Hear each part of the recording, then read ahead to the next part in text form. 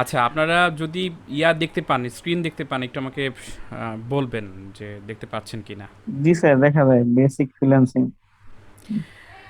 আচ্ছা, ধন্যবাদ জসিম শরীফকে কনফার্ম করার জন্য।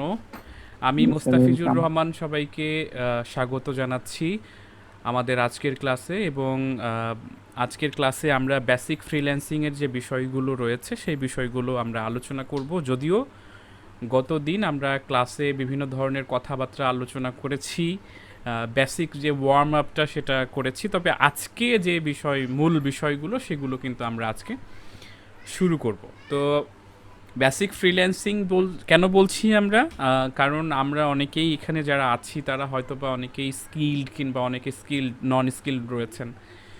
তো সেই ক্ষেত্রে আমরা আজকে একদম শুরু থেকে শুরু করব, বিষয়গুলো জানার চেষ্টা করব যে আমরা কিভাবে কোন কোন বিষয়গুলো শিখতে যাচ্ছি কিংবা কোন বিষয়গুলো আমাদের শেখা উচিত। আপনাদের অবগতির জন্য জানাচ্ছি যে আমরা যে 7 দিনের যে কোর্স করব, যেটাকে আমরা বলছি হচ্ছে নিজেকে জানো, এই কোর্সের মাধ্যমে আমরা যেটা করব সেটা হলো যে আগে আমরা ডিসাইড করব না যে আমি গ্রাফিক ডিজাইন শিখব, আমি ওয়েব ডিজাইন শিখব কিংবা আমি ডিজিটাল মার্কেটিং শিখব, এরকম আমরা ডিসাইড করব না। আমরা এই 7 দিনে আগে জানবো নিজেকে, জানার মাধ্যমে আমরা সিদ্ধান্ততে পৌঁছাবো যে আমাদের জন্য কোনটা করা উচিত। এই জন্যই আমাদের এই স্পেশাল ক্লাসগুলো আয়োজন করা হয়েছে, এবং এই স্পেশাল ক্লাসে আপনার সহযোগিতা এবং অংশগ্রহণটা খুবই জরুরি। এখানে আমি যতটুকু যা বলবো তার থেকে বেশি আপনাকে বলতে হবে, এবং আপনার কিউরিসিয়াস মাইন্ডের যে প্রশ্নগুলো সেগুলো আপনি আমাকে করবেন। তার মাধ্যমে আপনি কিন্তু আপনার নিজেকে আরও ডিপলি জানতে পারবেন, এবং আপনার সিদ্ধান্তে আপনি পৌঁছাতে পারবেন যে আসলে আপনি ক্যারিয়ার কিভাবে গড়ে তুলবেন। আর এটা যেহেতু টাকা ইনকাম করার একটা প্রসেস, তো সেই ক্ষেত্রে নিশ্চয়ই এই বিষয়টাতে মানে এই বিষয়ের থেকে বেশি আনন্দময় বিষয় আর কিছু হতে পারে না। কারণ মানুষ শত শত পরিশ্রম করে এই টাকা ইনকাম করার জন্যই। আর ইনকামের রাস্তাটা কিভাবে খুঁজে বের করা যায় সেই বিষয়টা যদি আমরা সবাই মিলে টিম ওয়ার্ক করি তাহলে তো আরও কথাই নাই আর কি। তো আমরা মজায় মজায় শিখবো, এবং অবশ্যই কোনো সংকোচ, লজ্জা কিংবা দেখা যাচ্ছে এটা বললে কি মনে করবেন কিংবা অন্যরা কি মনে করবে, এইটা জিজ্ঞেস করলে মনে হয় ক্লাসটা ডিস্টার্ব হবে, এইরকম টাইপের চিন্তা একদম মাথা থেকে ঝেড়ে ফেলে দেন। নিজে বাপলে বাঁচে বাপের নাম, এটা একটা কথা আছে, প্রবাদ আছে, যে আপনি নিজে জানলে আপনার জানাটাই গুরুত্বপূর্ণ আর কি। আপনি নিজে জানুন আগে, সেই জন্য আপনি যে কোনো ধরনের প্রশ্ন যে কোনো সময় করতে পারেন। সব থেকে বেস্ট হয় নোট হাতের কাছে রাখা এবং খাতা কলম নিয়ে বসে পড়া। তাতে করে হবে কি যে আমি যখন কোনো আলোচনা করব সেই আলোচনার ভেতর থেকে আপনারা যেটা করবেন সেটা হলো যে কিছু কিছু পয়েন্ট নোট করে নেবেন, যে পরবর্তী সময় পেলে আপনি সেটা জিজ্ঞেস করে নেবেন। অনেক কিছু আপনি বুঝতে পারবেন না, নতুন কিছু শব্দ আপনার কাছে একদম নতুন মনে হবে, এর আগে কখনো শোনেন নাই, এরকম টাইপের কিছু কিছু ব্যাপার আপনার সামনে আসবে। তখন আপনি ওইটা পয়েন্ট করে রাখবেন যে আমি এই জিনিসটা আমি জানি না, এই জিনিসটা বললেন আপনি, ওই জিনিসটার নাম বুঝতে পারছি না আমি, আপনি আমাকে একটু বোঝান। এইভাবে যদি আপনি প্রশ্ন করেন তাহলে আমার জন্য আরও খুবই ভালো হয় আর কি।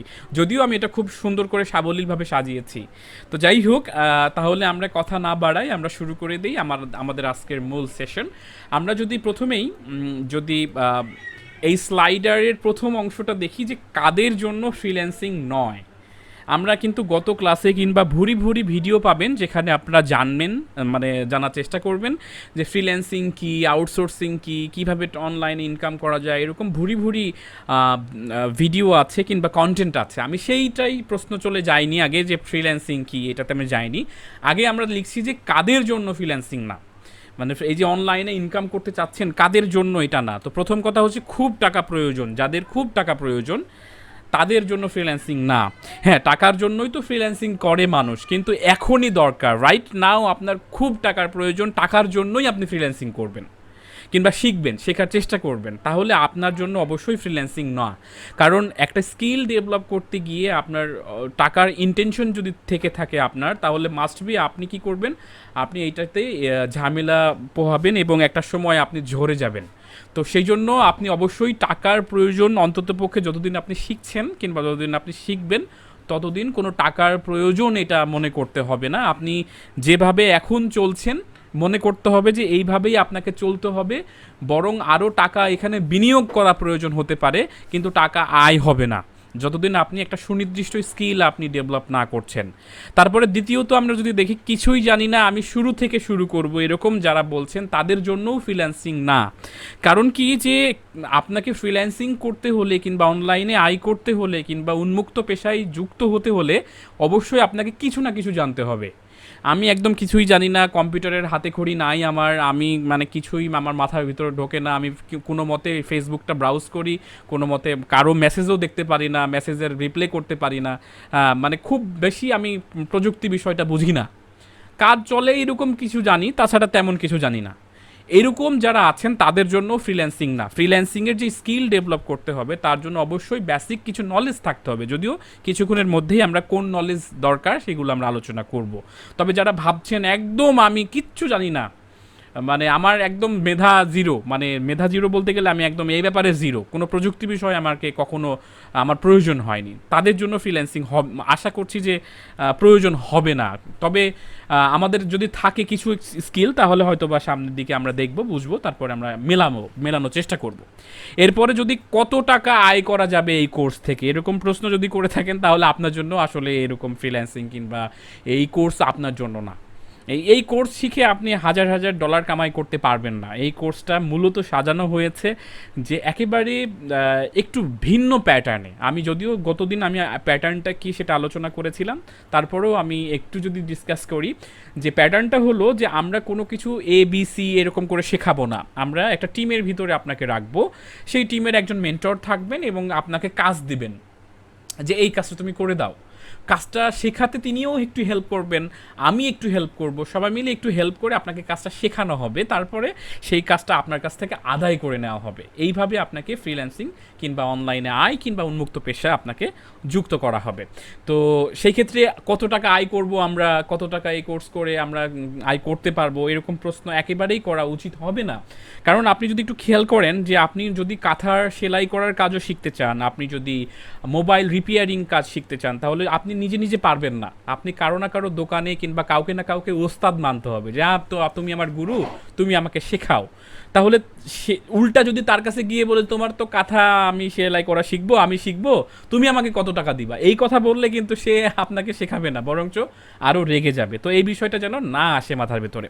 কত জলদি শিখতে পারবো, কতদিন লাগবে ভাইয়া, কতদিনের ভেতরে আমরা শিখতে পারবো, কতদিনের কোর্স এইটা, এই সমস্ত প্রশ্ন মাথা থেকে বাদ দিয়ে দিতে হবে। আপনি একটা নির্দিষ্ট স্পেসিফিক স্কিল নির্ধারণ করবেন এক সপ্তাহ জুড়ে, তারপরে আপনি সারা জীবন ধরে আপনি সেটা শিখবেন। যেমন আমার পেশা হচ্ছে ওয়েব ডিজাইন ডেভেলপমেন্ট, এবং এই ওয়েব ডিজাইন ডেভেলপমেন্ট আমি এখনও শিখছি, এখনও আমি সেই বিষয়টাই আমি রপ্ত করার চেষ্টা করছি, যে বিষয়টা আজ থেকে 10 বছর আগে আমি রপ্ত করেছি। তার মানে হচ্ছে কি যে শেখার শেষ নেই, আমি নতুন নতুন স্কিল আসছে, নতুন নতুন অনেক কিছু আপডেট আসছে, সেগুলো সম্পর্কে জানতে হচ্ছে এবং পুরনো স্কিলটাকে আবার ঝালিয়ে নিতে হচ্ছে। তার মানে এটা বলে লাভ নাই যে আমার কতদিনে এটা শেষ হবে, 2 মাস, 4 মাস, 6 মাস, এরকম না। অ্যাভারেজ আইডিয়া দেন, এই আইডিয়া নিতে গেলে আপনি পারবেন না, আপনি তার মানে আপনি খুব, আপনার তাড়া, আপনার এত তাড়া দিয়ে তো আপনি কোনো কিছু শিখতে পারবেন না। এরপরে আসেন যে মেন্টরকে ভালো লাগে, এটাও একটা ফ্যাক্ট যে কোনো একটা কোর্স করছেন, এই যে যেমন দেখেন এখানে আমার প্রিভিয়াস স্টুডেন্ট আছে, তো সেই ক্ষেত্রে তারা আমাকে ভালোবাসে যে স্যার যেখানে বলবে করবে ভালো করবে, আমরা সেখানে থাকতে চাই, স্যার যেখানে আছে। তো এইটা আসলে অ্যাকচুয়ালি এটা ঠিক না।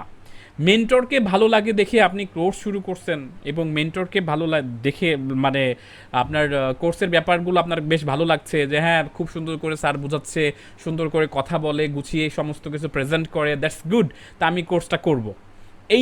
এইটার মাধ্যমে যদি আপনি কোর্সে আসেন তাইলে আপনি একদমই মানে মানে একটা ভালো অবস্থানে থাকবেন না আপনি।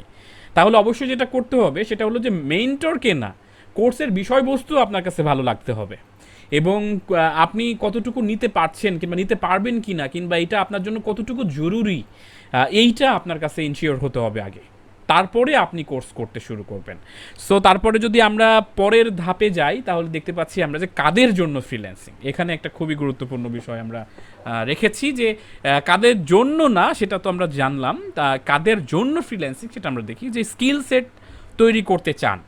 স্কিল সেট তৈরি করতে চান বলতে গেলে যেটা আমি বোঝাচ্ছি যে আমি দড়ির ওপর দিয়ে হাঁটা জানি না, কিংবা আমি একটা খাদের মধ্যে মোটরসাইকেল নিয়ে ঘুরে অনেক সময় দেখেন সার্কাস খেলাতে, এইটা আমি পারি না। তো আমার কেন জানি মনে হইতেছে যে সার্কাসের দুই একটা স্কিল আমার শেখা উচিত। একটা সময় আমার মনের খোরাকের জন্য হলেও আমি সার্কাসে এই সমস্ত খেলা দেখিয়ে মানুষকে এন্টারটেইন করব। তা আমি যদি এইরকম একটা ডিসাইড করে ফেলি তাহলে সেইটা হচ্ছে একটা স্কিল সেট। সেই স্কিল সেট আমার জরুরি দরকার। আমি খাচ্ছি, বড় হচ্ছি, স্কুলে যাচ্ছি, কলেজে যাচ্ছি, পড়াশোনা করতেছি, আর ঘুরে ফিরে ওই একই জীবনধারা মানে ব্যাহত করছি। তো এর ভেতরে টুইস্ট নাই, এর ভেতরে কোনো স্কিল নাই, এর ভেতরে আমি কিচ্ছু জানছি না, বুঝছি না, ঘুরে ফিরে ওগুলোই করতেছি আমি, যেগুলো আমি জানি আগে থেকে। তো সেই ক্ষেত্রে আমি নতুন কিছু স্কিল ডেভেলপ করতে চাই, আমি নতুন কিছু শিখতে চাই, যে স্কিলটার মাধ্যমে আমার একটা আনন্দও কাজ করবে, পাশাপাশি আমি সেখান থেকে কিছু আর্নও করতে পারবো। এরকম যারা চিন্তা ভাবনা করে রেখেছেন এবং অলরেডি সেই বিষয়ে কাজ করছেন তাদের জন্য অবশ্যই ফ্রিল্যান্সিং। এরপরে সময় হাতে আছে, তাড়া নাই, ওই যে বললাম যে তাড়া নাই, মোটেও তাড়া নাই। আমি 3 মাস, 6 মাস, 1 বছর, 5 বছর আমি এটার পেছনে লেগে থাকতে পারবো। আপনারা একটু খেয়াল করে দেখেন যে একটা 30,000 টাকা চাকরির জন্য আপনারা প্রায় 15 থেকে 20 বছর পড়াশোনা করেন। একটু খেয়াল করে দেখেন আমি ভুল বলছি কিনা। যে আপনি অ্যাভারেজ আমাদের স্কেল যেটা বেতনের যে মানে স্যালারি স্কেল যেটা আছে সেটা কত? 20,000, 30,000, 40,000 অ্যাভারেজ। তো এই 40,000 টাকা স্যালারির জন্য আপনারা হচ্ছে এসএসসি দিলেন 10 বছর পর, তারপরে ইন্টারমিডিয়েট দিবেন আরও 2 বছর, 12 বছর, অনার্স, মাস্টার্স, সেশন জট, অনেক কিছু মিলিয়ে 15 থেকে 20 বছর সময় আপনি ব্যয় করছেন পড়াশোনার জন্য। আপনাকে বাধ্য হয়ে এই সময়টা ব্যয় করতে হচ্ছে। তারপরে আপনি কোনো জায়গাতেই কাজ যে পাবেন এটার নিশ্চয়তা নাই। আপনি ওইটার পরে আবার আপনাকে চাকরির ইন্টারভিউ কিংবা বিভিন্ন দপ্তরে দপ্তরে ঘোরা, মানুষের পেছনে ছোটা, হ্যাঁ, স্যান্ডেলের তলা খাওয়া, এই সমস্ত জিনিসগুলো আপনাকে করতে হচ্ছে। তার মানে আমরা ধরেই নিচ্ছি যে এই 15 বছর আপনি একটা একাডেমিক সার্টিফিকেট অর্জন করেছেন এবং সেই একাডেমিক সার্টিফিকেটের পর আপনি কোনো কিছু করতে চাচ্ছেন। বাট আপনি দেখুন যে হাতে কলমে প্রশিক্ষণের ব্যাপারে 6 মাসে আপনি নিজেকে প্রস্তুত করে ফেলুন, 3 মাসে আপনি আর্নিংয়ে যান। তো দেখবেন যে এই হাতে কলমে প্রশিক্ষণের জন্য এত বেশি সময় প্রয়োজন হয় না। কিন্তু এইটা অনেকেই ভুল একটা যে 1 মাস না যেতেই তার ভিতরে এইটা চলে আসে যে আমি কী কেন ইনকাম করছি না, সবাই ইনকাম করতে শুরু করছে, আমার তো ইনকাম হইতেছে না, আমার তো ইনকাম না, আমি তো এতদিন ধরে লেগে আছি, কিছুই পাইতেছি না। তা এখন যখন আমি জিজ্ঞেস করলাম তাকে যে এতদিন মানে কতদিন, এতদিন মানে কতদিন, মানে কতদিন থেকে আপনি লেগে আছেন, তো সেক্ষেত্রে উনি তখন ওই ঘোরাই ফেরাই বলে 2 মাস, 1 মাস, 4 মাস এরকমভাবে কথা বলে। তার মানে আমরা এটা বুঝতে পাচ্ছি যে সে বেশি দিন সময় এর পেছনে ব্যয় করেনি। তো আমরা যেটা বলতে চাচ্ছি সেটা হলো যে আমরা যদি একটা স্কিল, যেই স্কিলটা আপনার অ্যাভারেজ 1 লাখ থেকে 1.5 লাখ টাকা ইনকাম করাইবে, সেই স্কিলটা শেখার জন্য কেন আমরা 4-5 বছর অপেক্ষা করতে পারবো না? আমরা 2-1 বছর কিংবা 4-5 মাসে হতাশ হয়ে যাব কেন? এই বিষয়টা আপনার কাছে প্রশ্ন রেখে গেলাম, আপনি নিশ্চয়ই এই প্রশ্নটার উত্তর খোঁজার চেষ্টা করবেন। আরও একটা মজার বিষয় বলি, আমি কেন 1 থেকে 1.5 লাখ টাকার কথা বললাম? আমি বললাম অ্যাভারেজ। যেমন আপনি যদি সরকারি চাকরির অ্যাভারেজ কিংবা বেসরকারি চাকরির অ্যাভারেজ, আপনি যদি অ্যাডাল্ট হয়ে থাকেন, অনার্সে যদি পড়াশোনা করে থাকেন, তাহলে আপনি নিশ্চয়ই জানেন যে আপনাকে যদি বলা হয় যে চাকরির অ্যাভারেজ স্কেল বলো, তাহলে আপনি নিশ্চিত 20 থেকে 30 হাজার। অনেক চাকরির ইন্টারভিউ কিন্তু বলে যে তোমার এক্সপেক্টেড স্যালারি কত, মানে তুমি কত এক্সপেক্ট করছো, স্যালারি কত হতে পারে। তখন আপনি একটু ভাবুন তো যে আপনার কত স্যালারি হলে আপনি মনে মনে ভাববেন যে না ঠিক আছে, এটার জন্য আমার জন্য এটা পারফেক্ট। তাহলে আপনার মাথার ভিতরে কত অ্যামাউন্ট আসতে পারে? সেটা হতে পারে 20,000, সেটা হতে পারে 30,000, 40,000, 50,000। কেউ কিন্তু চিন্তা করবে না যে আমার 1 লাখ টাকা হলে স্যালারি হলে ভালো হয়। কারণ আমি জানি যে আমার যে স্কেল, মানে আমার যা পড়াশোনা, আমি তো অনার্স শেষ করেছি, আমি ইন্টারমিডিয়েট শেষ করেছি, আমি মাস্টার্স কমপ্লিট করেছি সমাজবিজ্ঞানে। তো আমাকে এই সমাজবিজ্ঞানের পড়াশোনা শেষ করে কেউ 1 লাখ টাকা স্যালারি দিবে না, এটা আপনার এক্সপেকটেশনের ভিতরে কিন্তু নাই। তবে আমি যদি বলি যে একজন ফ্রিল্যান্সার সে অনায়াসে ভাবতে পারে, সে অনায়াসে এভারেজ ক্যালকুলেট করতে পারে যে অ্যাভারেজ $1,000 মানে $1,000 ইনকাম করা কোনো ম্যাটার না। $1,000 মানে প্রায় 80,000, মানে প্রায় 86,000 টাকা। $1,000 মানে প্রায় 86,000 টাকা। তাহলে আপনি যদি একটু চিন্তা করুন যে 1 থেকে 1.5 লক্ষ টাকা যেখানে অ্যাভারেজ ইনকাম করছে, আমরা 5 বছর স্ট্যাবল হতে পারি না, মানে 5 বছর ধরে একটা ফোকাস থাকতে পারি না। তো এইটা খুবই দুঃখজনক। তো আমি যেটা বলছিলাম যে সময় হাতে আছে তাহলেই আপনার জন্য ফ্রিল্যান্সিং, মনোযোগ দিতে পারবো, এটা খুবই জরুরি। কারো গার্লফ্রেন্ড আছে, কারো বয়ফ্রেন্ড আছে, কারো মনে করেন হচ্ছে ফ্যামিলির প্যারা, কারো মনে করেন অর্থের সমস্যা, কারো বাসায় থেকে প্যারা দিতেছে যে এত বড় ধাড়ি হয়ে গেছিস, কাজ কাম করিস না, বাসায় বসে বসে খাস, অন্ন ধ্বংস করিস। তো এই যে মনোযোগ কিন্তু ডিস্ট্র্যাক্ট হয়, এটার কারণে যখন আপনাকে জাম করতে হয় যে ঠিক আছে আজকে এইটা একটু করি, কালকে ওইটা আরেকটু করব, এরকম করে আপনি জাম করেন। তো এই জাম করতে শুরু করলে আপনি কোনো জায়গাতেই মনোযোগ দিতে পারবেন না। মানে হয় টিভি দেখে তারপরে পড়তে বসো, অথবা টিভি বন্ধ করে পড়তে বসো।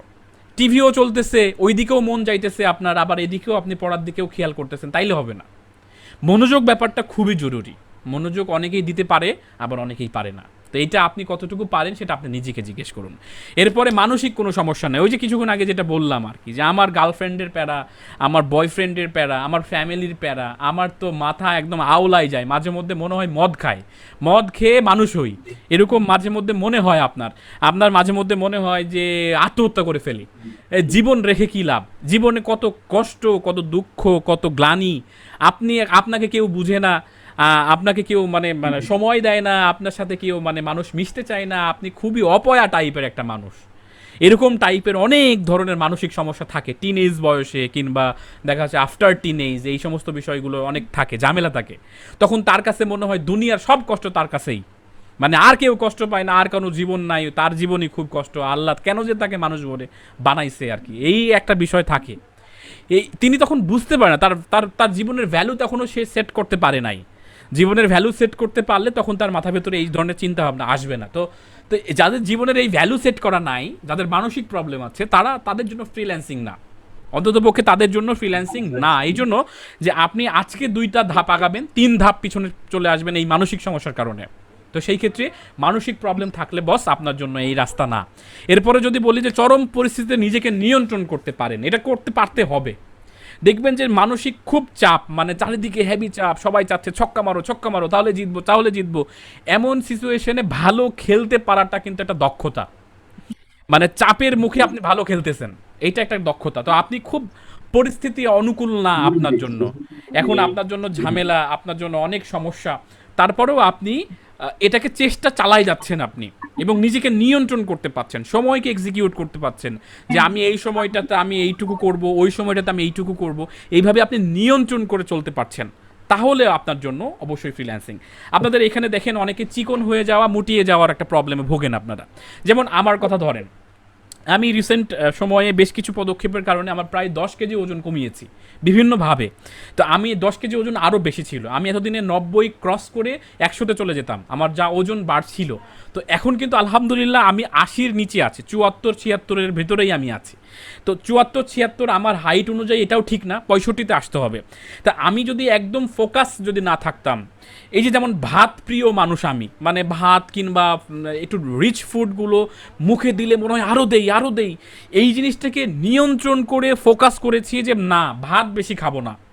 এমনও একটা সময় গিয়েছে যে এতটুকু বাটিতে চামচ দিয়ে ভাত খাইছি আমি, এবং তাতে করে মন এবং মাইন্ডের ভিতরে একটা সেট হয়ে গিয়েছে যে বেশি খাইলেই না, মানে একটু যদি পরিমাণের বেশি হয়ে যায় তখন আমি আর নিতে পারি না, তখন মাইন্ড বলে কিংবা শরীর বলে যে না, এনাফ হয়েছে, আর খাওয়া যাবে না। এই জিনিসটা কিন্তু আমি অলরেডি সেট করে ফেলেছি। আমি যদি ওরকম জিহাদ না করতাম, ওইরকমভাবে যদি আমি নিজেকে নিয়ন্ত্রণ করতে না পারতাম, এই কম্পিউটার বিষয়ে তাহলে কিন্তু সাবরিয়া ইয়াসমিন একটু কাইন্ডলি মিউট করবেন, মাইক্রোফোনের মতো চিহ্ন আছে ওই জায়গাতে মিউট করে রাখবেন। আচ্ছা, তো সেই ক্ষেত্রে আমি যদি নিয়ন্ত্রণ করতে না পারতাম তাহলে কিন্তু আমি এই ওজনটা কমাতে পারতাম না। তো মনে রাখবেন, ফ্রিল্যান্সিং হোক আর কোনো স্কিল ডেভেলপমেন্ট হোক, আপনাকে ফোকাস থাকতে হবে এবং কঠোর অধ্যবসায় থাকতে হবে যে আমি এটা করবোই যে করেই হোক, তাহলে কিন্তু আপনি ফ্রিল্যান্সিংয়ে সফল হবেন। এরপরে যদি আমি বলি, আমরা শেষ পর্যায়ে চলে আসছি, সেটা হলো যে শুরুর আগে কি করবেন, মানে শুরুর আগে কি করতে হবে, শুরুর আগে আপনাকে কি কি করতে হবে। আমি তো শুরু করতে চাই, ঠিক আছে, বুঝলাম যে আমার ফ্রিল্যান্সিংয়ের যাত্রা শুরু করতে হলে আমাকে কি কি করতে হবে, একটু মন দিয়ে দেখেন। আপনারা অবশ্য নোট করে রাখবেন, এই বিষয়টা ভিডিও আকারেও পাবেন, আপনারা অবশ্যই পাবেন ভিডিও, তারপরেও আপনারা প্রশ্ন করার স্বার্থে আপনারা নোট করে রাখতে পারেন। আচ্ছা, বেসিক কম্পিউটার স্কিলস, তো প্রথমেই আমি এই পয়েন্টটা উল্লেখ করেছি যে বেসিক কম্পিউটার স্কিলস অনেকেই মনে করেন কম্পিউটার বন্ধ করা, চালু করা, তারপরে কম্পিউটারে একটু টিপাটিপি করা, এই যে গান টান শোনা, এটাই বুঝি মনে হয় বেসিক স্কিলস। না, বেসিক স্কিল কিন্তু এটা না। বেসিক স্কিলসের ভিতর অনেক কিছু পড়ে, যেমন কোনো সফটওয়্যার আপনি ইনস্টল করতে পারছেন কি না, যেমন কোনো ব্রাউজার দিয়ে আপনি কোনো কিছু ওপেন করে ইন্টারনেট ব্রাউজ করতে পারছেন কি না, যেমন আপনার কোনো কিছুতে প্রবলেম হচ্ছে সেটা শর্ট আউট করতে পারছেন কি না। এখন হঠাৎ করে নেট ডিসকানেক্ট হয়ে গেল, কেন হলো সেটা আপনি বুঝতেছেন না, এইটার জন্য আপনাকে আরেকজনকে হেল্প নিতে হচ্ছে, এইটা একটা প্রবলেম। আবার ছোটোখাটো বিষয়গুলো আপনি উইন্ডোজ দিতে পারেন কি না, আপনার কম্পিউটারের প্রতি কতটুকু নলেজ আছে, কম্পিউটার বিষয়টা কতটুকু আপনি বোঝেন, এইটাই হচ্ছে বেসিক স্কিলস। আমার এখানে অনেক স্টুডেন্ট আমি পাই যারা একদম কম্পিউটারের কও জানে না, কিচ্ছু বোঝে না কম্পিউটারের। তো অ্যাকচুয়ালি না বোঝার একটা কারণও আছে, সেটা হলো যে কম্পিউটারের প্রতি সক্ষতা নাই তার, মানে কখনো দরকার হয়নি। মোশাররফ করিমের নাটক দেখার জন্য, চঞ্চল চৌধুরীর নাটক, একটা হিন্দি সিনেমা, একটু ইন্টারনেট ব্রাউজিং, ফেসবুক চ্যাটিং, এগুলোর জন্যই কম্পিউটার আমার প্রয়োজন, এগুলোর জন্যই আমি কম্পিউটার ব্যবহার করেছি। এ ব্যতীত আর কোনো কম্পিউটারের কোনো দরকার হয়নি আমার, কিংবা ওইভাবে আমি কখনো ভাবিনি যে কম্পিউটার দিয়ে কী কী হতে পারে। তো অ্যাকচুয়ালি আপনি যদি মোটর সাইকেল চালিয়ে অর্থ উপার্জন করেন, মানে মনে করুন যে আপনি মোটর সাইকেল দিয়ে বাইক রাইড শেয়ার করতেছেন, যেমন উবার, পাঠাও, এ রাইড শেয়ার করতেছেন, তাহলে আপনার ওই মোটর সাইকেল কিংবা ওই বাহনের প্রতি আপনার যত্ন থাকতে হবে, ভালোবাসা থাকতে হবে। আপনি মনে করেন মোটর সাইকেল নিয়ে গেছেন, একটা ফাঁকা রাস্তায় বন্ধ হয়ে গেছে, কিন্তু আপনার কাস্টমার দাঁড়ায় আছে আপনার জন্য। আপনি যদি ওই মোটর সাইকেল চালু করতে না পারেন, তাহলে আপনাকে বুঝতে হবে যে আপনার এই স্কিলের শেখার ক্ষেত্রে বাধা পড়বেন। আপনি চান যে আপনি মোটরসাইকেল দিয়ে ওই গ্রাহকের কাছে তাকে পৌঁছে দিয়ে টাকা ইনকাম করতে, কিন্তু মোটরসাইকেল স্টার্ট বন্ধ হয়ে গেছে, কিন্তু আপনি বুঝতেছেন না যে স্টার্টটা বন্ধ হয়েছে, কেন হয়েছে। তো আমি এই জন্য বলতে চাচ্ছি যেটার মাধ্যমে আপনি ইনকাম করবেন সেই সম্পর্কে আপনার ভালো নলেজ রাখতে হবে। তো ভাইয়া কয়েকটা টিপস দিয়ে দেন যে ভালো নলেজ রাখতে হলে আমাকে কি করতে হবে। প্রাথমিকভাবে একটা কম্পিউটারের ট্রাবল শুটিং শিখেন। ট্রাবল শুটিং মানে কম্পিউটারে কী কী সমস্যা হতে পারে। আচ্ছা, আপনাকে যদি বলা হয় যে গ্রীষ্মকালীন ফলের নাম বলেন, আপনি কয়টা বলতে পারবেন? আপনার কাছে নিশ্চিত মনে হবে যে 10টা-15টা তো বলতে পারবোই। এই যেমন ধরেন আম, জাম, কাঁঠাল, তারপরে কি যেন জাম্বুরা, কি গ্রীষ্মকালীন, এরকম মনে হতে হতে আপনি দেখবেন যে 5-6টার বেশি পারতেছেন না। তার মানে সব কিছুর একটা লিমিটেশন আছে। আপনার যদি হাতের মোবাইলের প্রবলেম খুঁজতে শুরু করেন যে আপনার মোবাইলে কী কী ধরনের প্রবলেম হতে পারে, যেমন আপনি বলবেন যে ডিসপ্লে আসে না, অন হয় না, ব্যাটারিতে চার্জ থাকে না, সারা রাত ব্যাটারিতে চার্জ দিলেও সকালবেলায় 1 মিনিট না চালাইতেই ব্যাটারি অর্ধেক নাই। তারপরে মনে করেন ব্যাটারি ফুলে গেছে, দেখতেছি যে পিছন থেকে ফুলে গেছে। আবার এরকম যে চার্জ নেয় না, চার্জের কেবল ঢুকাইতেছি, চার্জ নিতেছে না, চার্জারও ভালো, সব কিছু ভালো, চার্জ নিতেছে না। এরকম যদি আপনি লিখতে শুরু করেন, কয়টা প্রবলেমের কথা আপনি লিখতে পারবেন? সর্বোচ্চ 10টা, তার বেশি আপনি পারবেন না। আচ্ছা, ধরে নিলাম আপনি 20টা পারবেন, তার বেশি তো আপনি পারবেন না। এখন এই 20টা প্রবলেমগুলো আপনি লিখে একটা একটা করে কি, মানে এই প্রবলেমটা হলে কি করতে হবে, ওই প্রবলেমটা হলে কি করতে হবে, এইটাও যদি আপনি লিখে ফেলেন, তাহলে নির্ঘাত আপনি মোবাইলের এক্সপার্ট না হলেও আপনি অন্ততপক্ষে আপনার হাতের মোবাইলটা কখনো কোনো প্রবলেম হলে আপনি নির্ধারণ করতে পারবেন যে এইটা কি হয়েছে, এটা সমস্যাটা কি। আমি নিশ্চিত বুঝাতে পারছি আপনাদের। তো এই বেসিক কম্পিউটার স্কিলটা হচ্ছে সেটা, যেটা হচ্ছে আপনি একটা কাজ করতে যাচ্ছেন কম্পিউটারের মাধ্যমে, কিন্তু কম্পিউটারের কিছু স্কিল আপনার জানতে হবে। এই জিনিসগুলো আপনাকে আগে তালিকা করেন, যেটা কম্পিউটারে কী কী প্রবলেম হতে পারে, কম্পিউটার দিয়ে কী কী কাজ হতে পারে, আমি একটা তালিকা করব।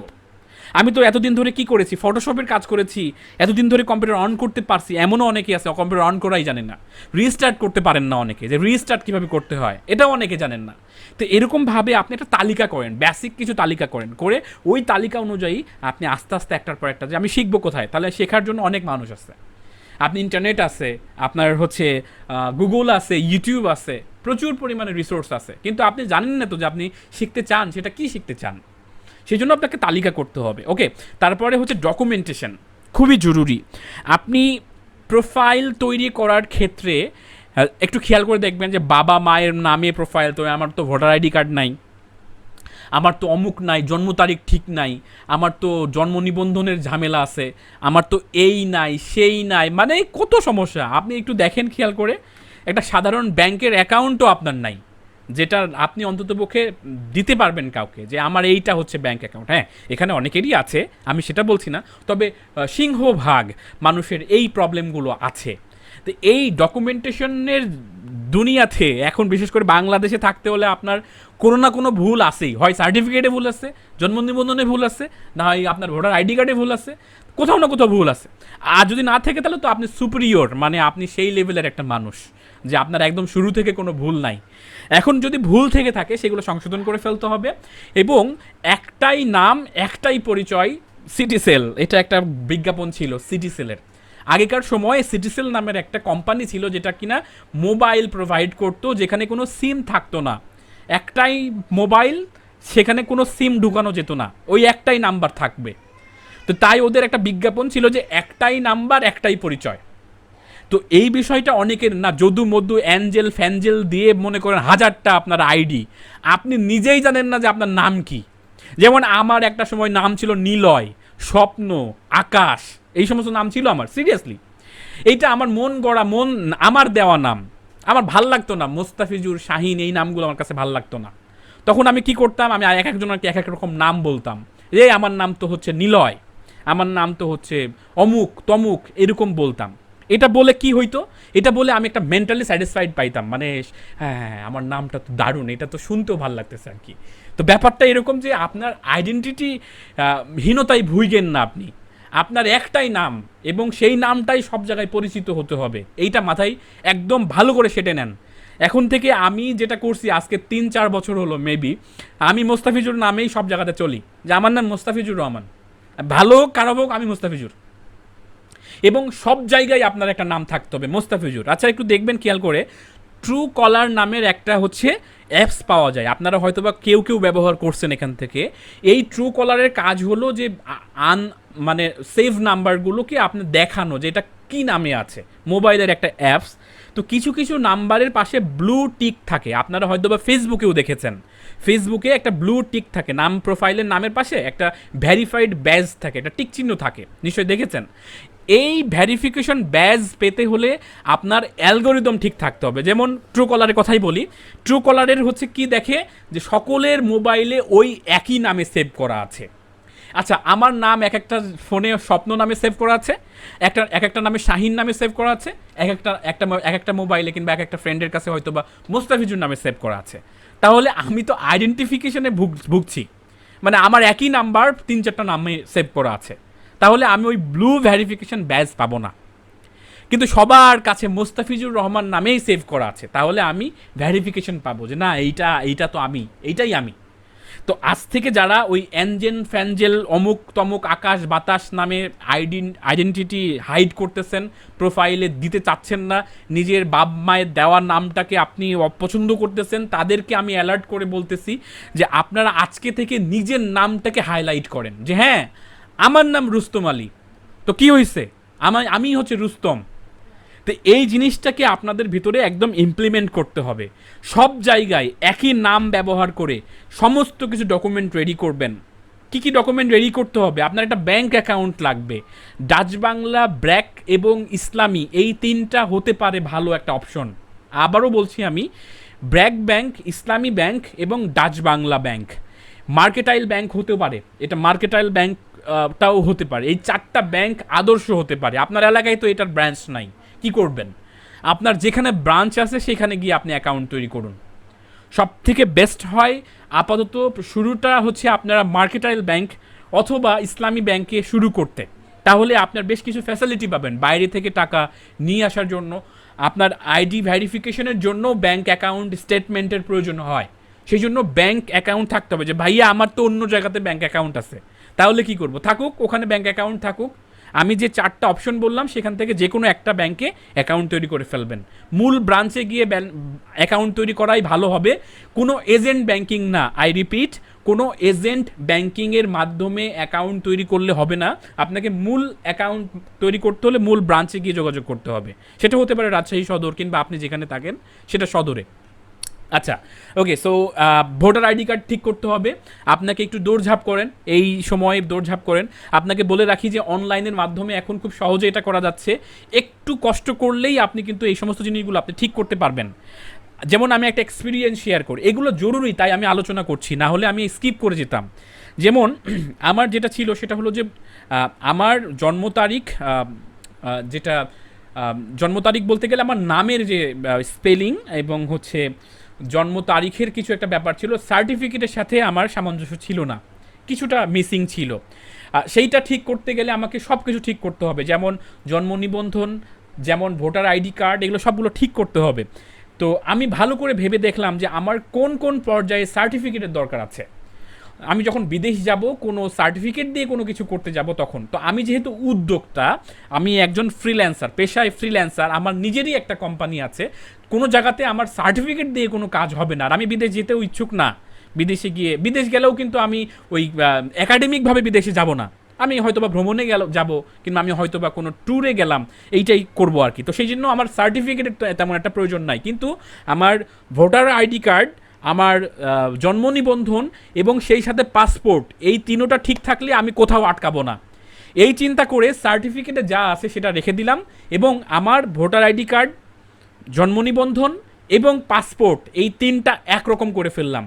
তাতে করে এটাই হচ্ছে আমার ন্যাশনালিটি, এটাই হচ্ছে আমার জাতীয়তা, যাতে করে এগুলো দেখি আমি সব জায়গায় পার পাবো। তো এই জিনিসটাকে আপনাকে মাইন্ডসেট করে ফেলতে হবে। এখন প্রশ্নতে আসলে অনেকগুলো প্রশ্ন হয়তো আপনারা করবেন, ভাইয়া ওইটা সংশোধন করবো কিভাবে, সেইটা সংশোধন করবো কিভাবে, সেটা না হয় আরেকদিন আমরা দেখবো। তবে এই সমস্ত জিনিসগুলো আপনাকে করতে হবে, ঠিক রাখতে হবে, ডকুমেন্টেশনগুলো ঠিক রাখতে হবে। এরপরে আসেন যে আপনারা বোরিং হচ্ছে না তো? শোনা যাচ্ছে আমার কথা? জি স্যার, শোনা যাচ্ছে। না স্যার, না, বোরিং বোরিং হচ্ছে। হচ্ছে না, শুনতে পাচ্ছি, শোনা যাচ্ছে। খুবই গুরুত্বপূর্ণ ইনফরমেশন গুলো। ধন্যবাদ। আচ্ছা, তো এইবার আসেন তৃতীয় নম্বর পয়েন্টে। দেখেন, মন দেন, মনোযোগ দেন। Spreadsheet, cloud storage, office application, আপনাদের সাথে একটু ইন্টারাক্ট করি। এখানে এই যে তিনটা পয়েন্ট বলা আছে, কোনটা জানেন না হয়তো, বা মানে এই বিষয়টা আপনার কাছে নতুন, কিংবা আপনি বুঝতে পারছেন না এটা কী লেখা। এই তিনটার ভিতরে তিনোটাই জানেন না, একটা জানেন, এরকম কেউ কেউ বলেন, আমাকে বলেন, একটু আনমিউট করে আমার সাথে কথা বলেন। আমি তিনটা শব্দ বলেছি, spreadsheet, cloud storage, office application. এই তিনোটাই আমি জানি না, অথবা একটা জানি না। স্প্রেডশিট বলতে কি বোঝায়? মানে আজাদ এক্সেল ভাই ফাইল স্প্রেডশিট বুঝেন না? আর কেউ? মানে স্প্রেডশিট এবং অফিস অ্যাপ্লিকেশন এই দুটো বুঝি, আর ক্লাউড স্টোরেজটা মোটামুটি বুঝি। আচ্ছা, আর কেউ? স্প্রেডশিটে কাজও করছি, আর অফিস অ্যাপ্লিকেশনে তো করি। আর কেউ আছেন? আনমিউট করে বলতে পারেন চাইলে, একটু আমার সাথে শেয়ার করেন।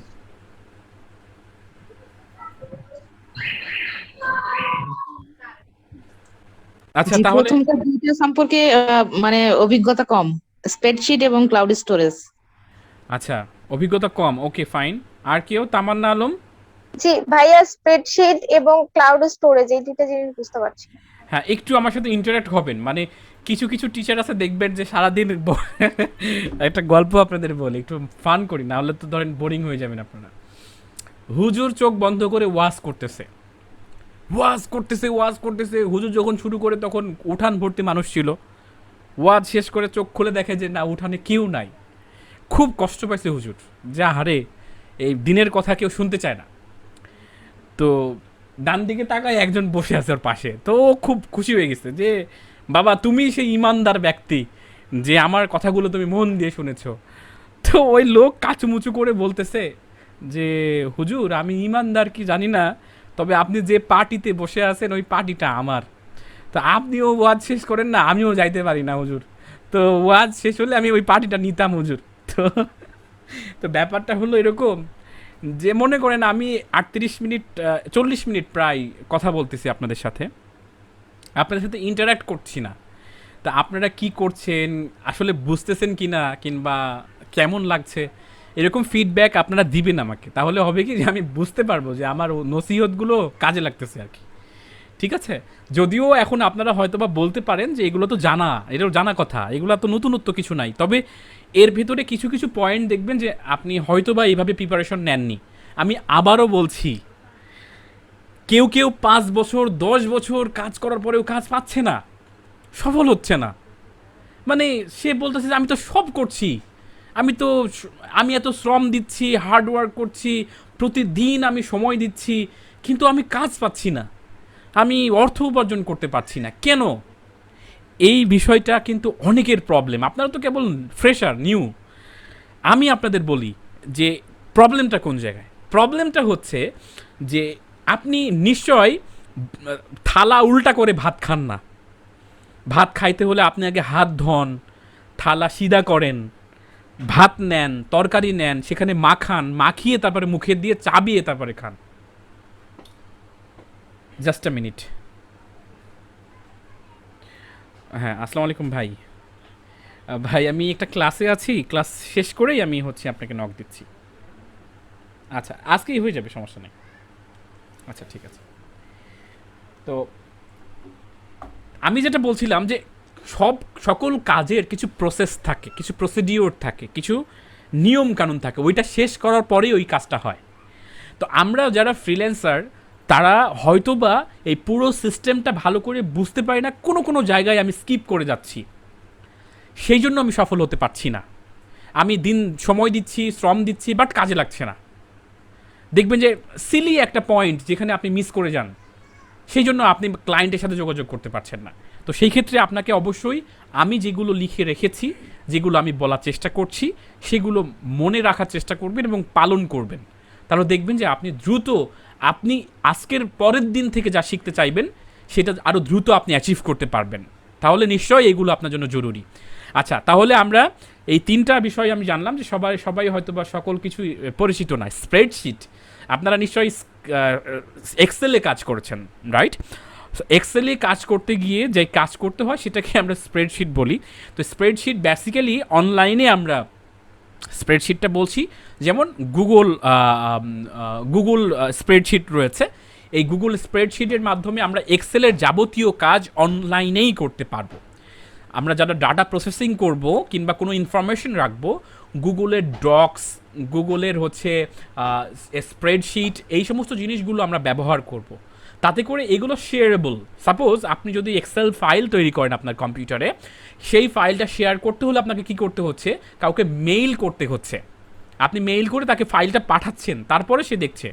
কিন্তু আপনি যদি গুগল স্প্রেডশিটে কাজটা করেন এবং সেই স্প্রেডশিটটা যদি শেয়ারেবল লিঙ্ক ক্রিয়েট করে তাকে লিঙ্কটা শেয়ার করে দেন, আপনি যা কাজ করবেন লাইভ সে দেখতে পারবে, কি হচ্ছে না হচ্ছে, এই সমস্ত জিনিসগুলো।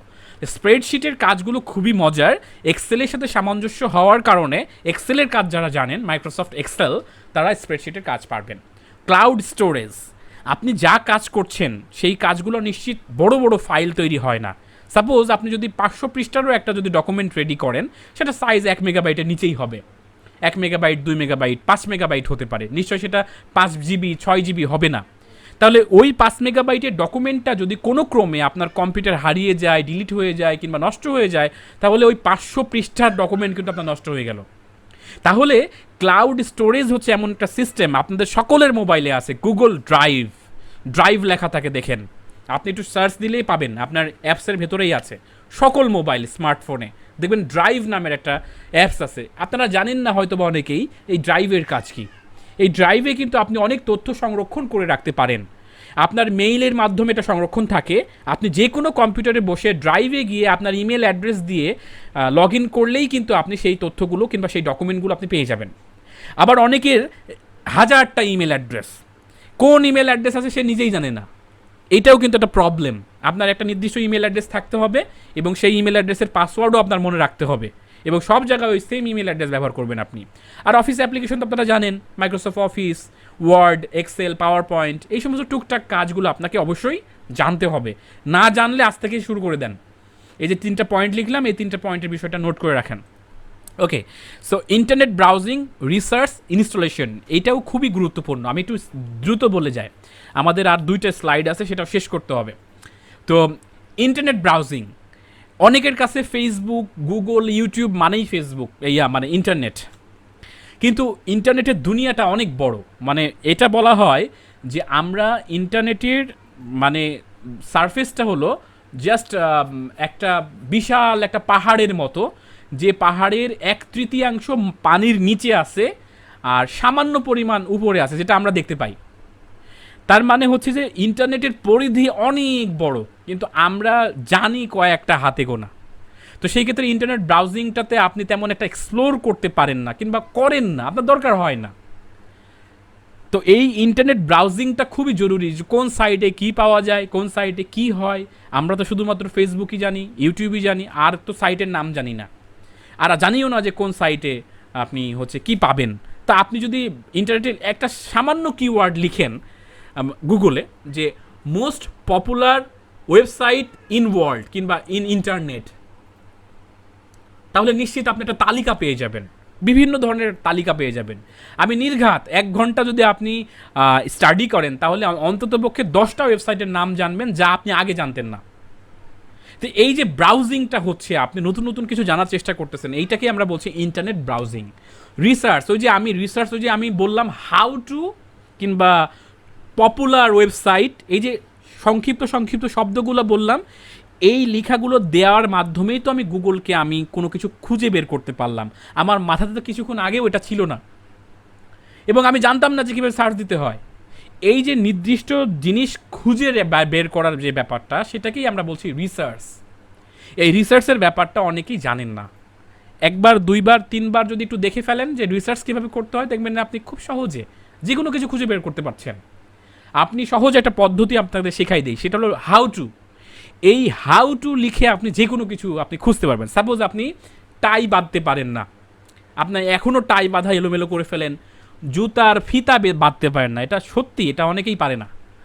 এমনকি আমার খুব ভালো করে মনে আছে, আমার কোথায় যেন আমি গিয়েছি, ঢাকায় প্রথম কমোড ব্যবহার করছি। লজ্জার কথা না, এটা আমি শেয়ার করি সব জায়গাতেই। What is commode? আমরা গ্রামের মানুষরা সবাই বাথরুম, এই পায়খানাতে, এটা সরাসরি বলি, টয়লেটে প্যান টয়লেট ব্যবহার করি, যেটা সমান। আর কিছু কিছু ভালো সোসাইটিতে দেখা যায় যে কমোড ব্যবহার করা হয়েছে। তো কমোড কখনো আমি ইউজ করি নাই। কমোডে কিভাবে ব্যবহার করব আমি, মানে এটাকে ইউজ করতে জানতে হবে আপনাকে। তো আমি ওই দিন মানে তখন আমার আর মানে টয়লেট আসলো না, আমার তো মাথা চিন্তা হয়ে গেল। আমি বাইরে আসলাম, বাইরে এসে আমার কাছে মানে একটা অ্যাক্সেসেবল একটা কম্পিউটার ল্যাপটপ ছিল, এবং সেখানে সার্চ দিলাম প্রথম যে হাউ টু ইউজ কমোড। এখন শুনতে খুব ফানি মনে হলেও অ্যাকচুয়ালি এই সমস্ত জিনিসগুলো ভুরি আছে। কিভাবে কমোড ইউজ করতে হয়, কিভাবে ফ্ল্যাশ করতে হয়, কিভাবে আপনি মানে আফটার টয়লেট কি করবেন, এই সমস্ত জিনিসগুলো কিন্তু এখানে খুব সুন্দর করে আপনাকে ডিসক্রিপশন আকারে দেখিয়ে দিবে, ছবি সহ। তো এই জিনিসটা শুনতে আপনার কাছে অবাক মনে হলেও ইন্টারনেট থেকে অনেক কিছু পাওয়া সম্ভব, যদি আপনি সঠিক কিওয়ার্ড কিংবা সঠিক তথ্য আপনি দিয়ে সার্চ দেন। তো সেই ক্ষেত্রে আপনাকে এই যে কিওয়ার্ড কিংবা সার্চ দিতে হয় কিভাবে, কোনো কিছু খুঁজে পেতে হয় কিভাবে, সেই জিনিসটা আপনাকে শিখতে হবে। আমি সারা জীবন আপনাকে কোনো কিছু শেখাবো না, আপনাকে হয়তোবা কোনো কিছু আমি সূত্র দিয়ে দিলাম যে এইটা তোমাকে শিখে আসতে হবে। যেখানে ইন্টারনেটের লাইন আছে আপনার বাসায়, হাতের কাছে কম্পিউটার আছে, তার মানে আপনাকে কোনো উস্তাদ ধরতে হবে না, কোনো মেন্টরের কাছে যাইতে হবে না, আপনি সমস্ত কিছু ইন্টারনেটেই পাবেন। বাট আপনারা জানেন না বিধায় হয়তোবা এটা কীভাবে ইউজ করতে হয় সেটা আপনি জানেন না বিধায় আপনারা হয়তো বা। তো এই রিসার্চ করা জানতে হবে।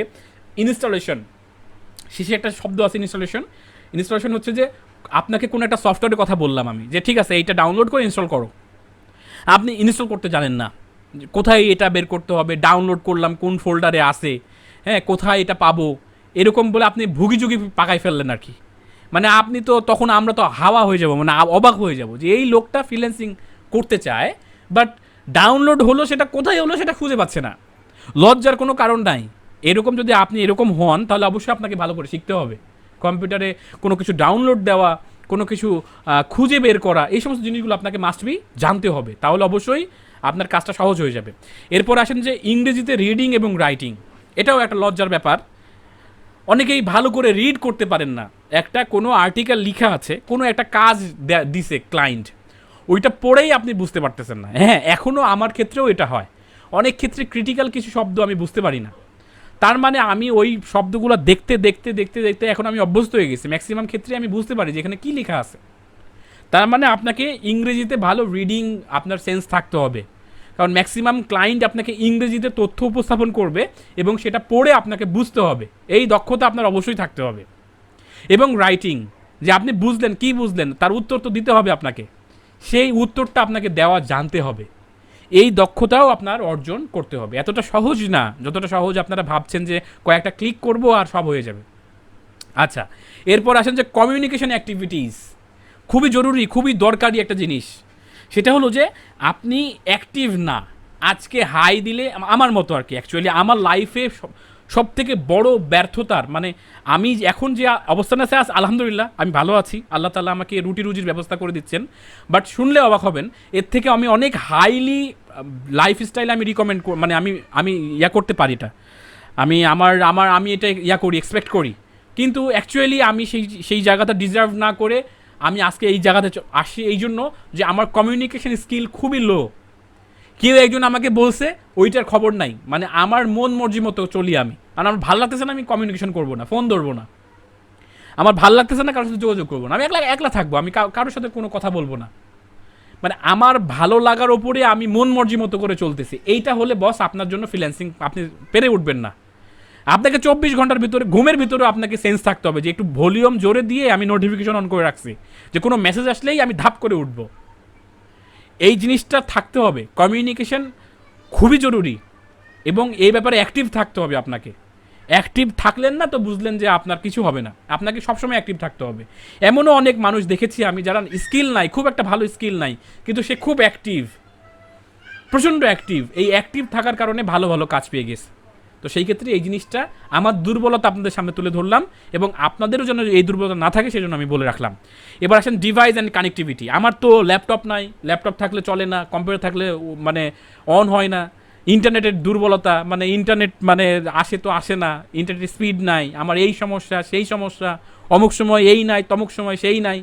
এই যে ডিভাইসগুলো এবং কানেক্টিভিটি আপনার প্রবলেম। আজকে নেট নাই, মেগাবাইট কিনতে পারিনি, মেগাবাইট কেনা হয়নি, এই সমস্ত জিনিসগুলো আপনার প্রবলেম। আমার এখানে নেটওয়ার্ক নাই, গ্রামের বাসায় নেটওয়ার্ক পায় না, হ্যাঁ, অনেক কিছু প্রবলেম। এই জিনিসটা থাকলে বস আপনার দ্বারা হবে না। আপনার অল টাইম ইন্টারনেট থাকতে হবে, যেটার মাধ্যমে আপনি ইনকাম করবেন, সেটাই যদি আপনার ভালো না থাকে, ভাঙ্গা গাড়ি দিয়ে কি হাল চাষ করবেন? তো সেই ক্ষেত্রে ডিভাইস যেমন স্ট্রং থাকতে হবে, ভালো একটা কম্পিউটার থাকতে হবে আপনার, নিশ্চিতভাবে ভালো একটা কম্পিউটার থাকতে হবে, ভালো একটা স্মার্টফোন থাকতে হবে, যাতে করে আপনি কম্পিউটারের পাশাপাশি স্মার্টফোনেও কমিউনিকেশন চালাই যেতে পারেন। তারপরে ইন্টারনেট কানেকশন থাকতে হবে, এইগুলো জরুরি, এগুলো ছাড়া আপনি খুব বেশি আগাইতে পারবেন না, মানে জোড়াতালি দিয়ে আপনি সামনে আগাইতে পারবেন না। এরপরে আসেন যে কাজ কতভাবে করা যায়, একদম শেষ চলে আসছি আমরা। কাজের ধারা অনুযায়ী 3 ভাবে আমি ভাগ করছি, মন দিয়ে দেখেন, এটা জরুরি। শেষ কাজের ধারা অনুযায়ী আমি 3 ভাগে আমি কাজকে ভাগ করেছি। দেখেন, 1 হচ্ছে ইনভেস্টেড ওয়ার্ক, 2 হচ্ছে স্কিল ওয়াইজ ওয়ার্ক, এবং 3 হচ্ছে সোর্সিং ওয়ার্ক। মাথার উপর দিয়ে যাচ্ছে, আমি বুঝাই বলি। দেখেন, পৃথিবীর সবাই ওয়ার্কার না, মানে আপনি ওয়ার্ক করবেন, আপনি হার্ড ওয়ার্ক করবেন, আপনি শ্রম দিবেন, এর শ্রমিক সবাই না। আপনার টাকা আছে, কিছু কিছু অনলাইনে অনেক কাজ আছে যেগুলো আপনি ইনভেস্ট করে আপনার হয়ে অন্যকে দিয়ে আপনি কাজ করাই নেবেন, তার বিনিময়ে আপনি টাকা ইনকাম করতে পারবেন। এরকম প্রচুর কাজ আছে যেটাকে আমরা বলছি ইনভেস্টেড ওয়ার্ক। আমি কোনো একটা সোর্সের ওপরে আমি ইনভেস্ট করলাম, যেমন লাইক শেয়ার বাজারের নাম শুনছেন অনেকেই। এই শেয়ার বাজারে আমি ইনভেস্ট করলাম, ওই কোম্পানি লাভ করলে আমিও লাভ করব আর কি। তো ইনভেস্টেড ওয়ার্কের ভিতরে প্রচুর আছে, আমি এই 3টাকেই এক্সপ্লেন করব সামনের ক্লাসে।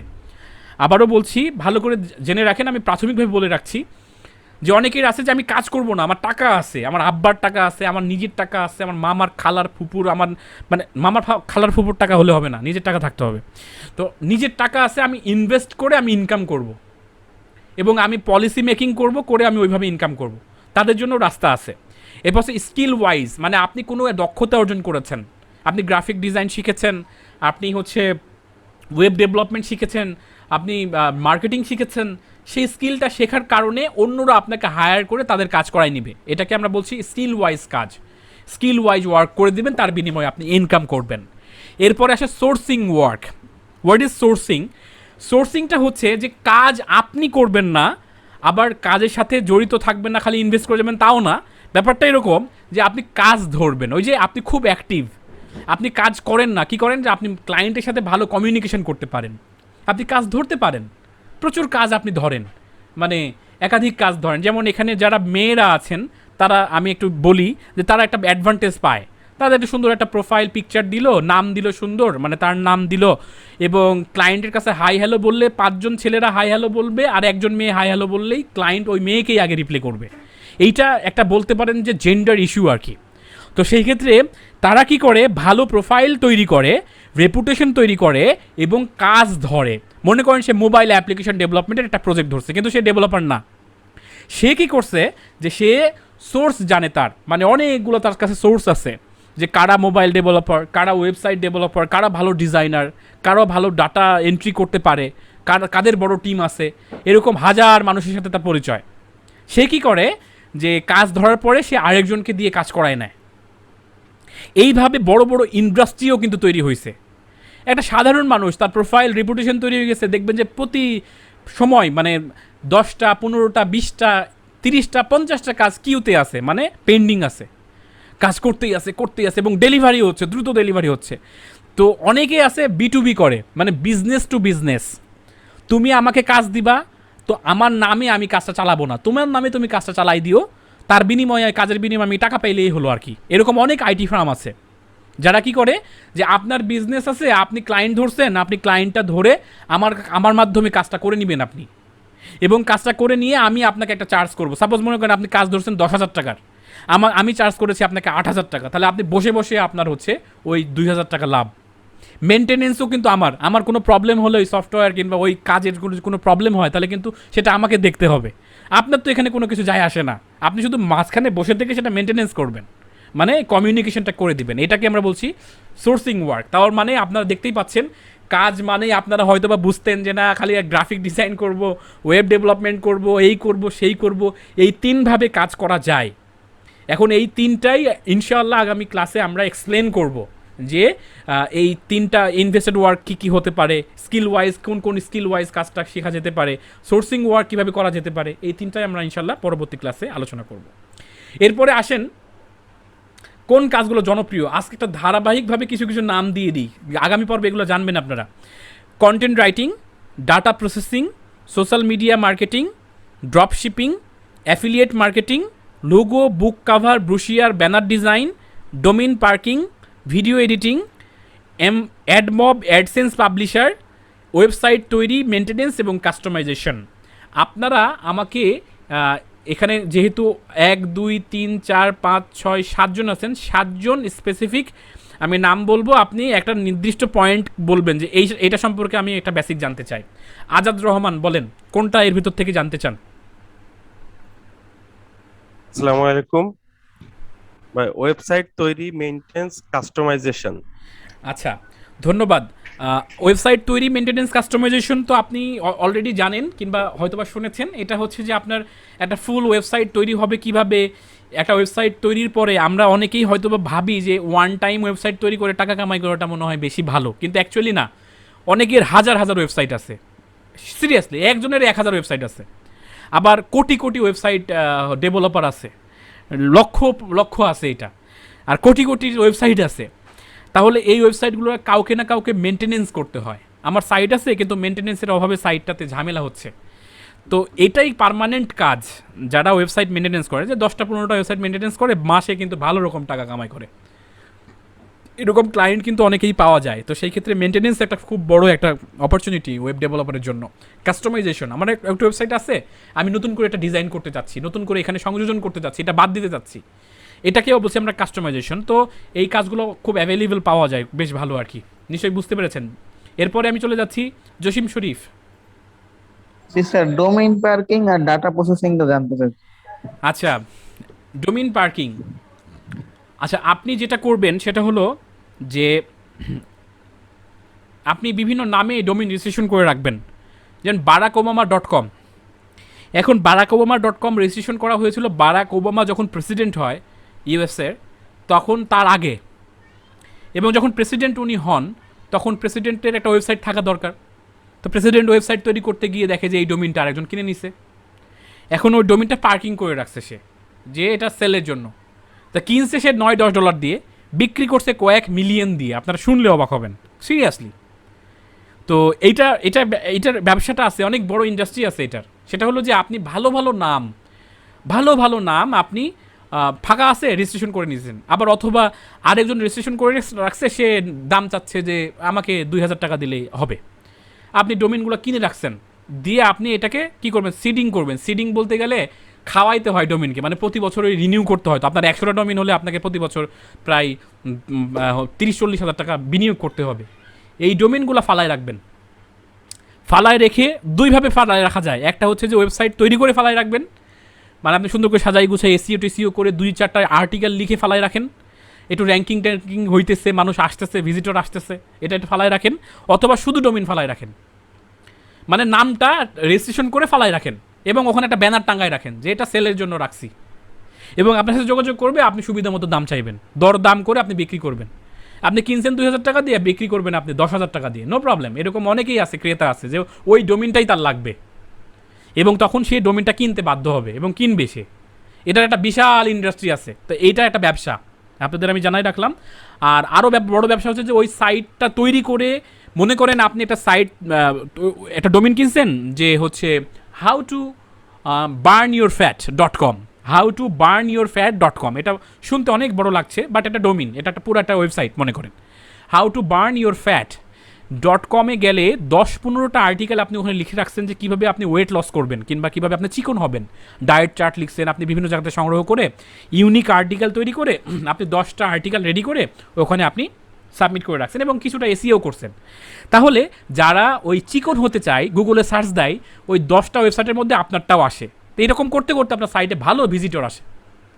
মনে করেন প্রতিদিন আপনার 10,000-15,000 ভিজিটর ঢোকে এই অর্গানিক সার্চ হয়ে, মানে সার্চ দেয় যে আমি চিকন হতে চাই, আপনার সাইটটা চলে আসে, তখন আপনার সাইটে বেশ ভালো ভিজিটর। এইটা কিন্তু একটা বিশাল, এরকম সাইট যদি হয় 10,000 ভিজিটর প্রতিদিন আসে, তাহলে এরকম সাইটের দাম মিনিমাম 10 লক্ষ টাকা। আমি আবারও বলছি, 10,000-15,000 যদি সাইট হয়, এককালীন যদি কেউ বিক্রি করতে চায়, মিনিমাম 5 থেকে 10 লক্ষ টাকা দাম একটা সাইটের। আপনারা শুনলে অবাক হবেন, কিন্তু একটা সাইট তৈরি, মানে আমি যতটুকু বললাম এতটুকু মিনিমাম 3 মাস দিলে আপনি হয়ে যাবে এরকম। যে একটা সাইট নিবন্ধন করবেন, নাম সুন্দর দেখে সাইটটাকে একটু টুকটাক হালকা পাতলা ডিজাইন করবেন। এটা আপনি তো প্রফেশনাল করার দরকার না এখানে। ওখানে ভালো আর্টিকেল আপনি লিখতে পারেন না, কাউকে হায়ার করা যায়, তোকে আমি 500 টাকা করে দিব, 500 টাকা দিয়ে 10টা করলেন, তাহলে আপনার খরচ কত হলো? 5,000 টাকা। আপনি 5,000 টাকা দিয়ে, ওই যে বললাম বিনিয়োগ করতে হবে, ইনভেস্টেড ওয়ার্ক।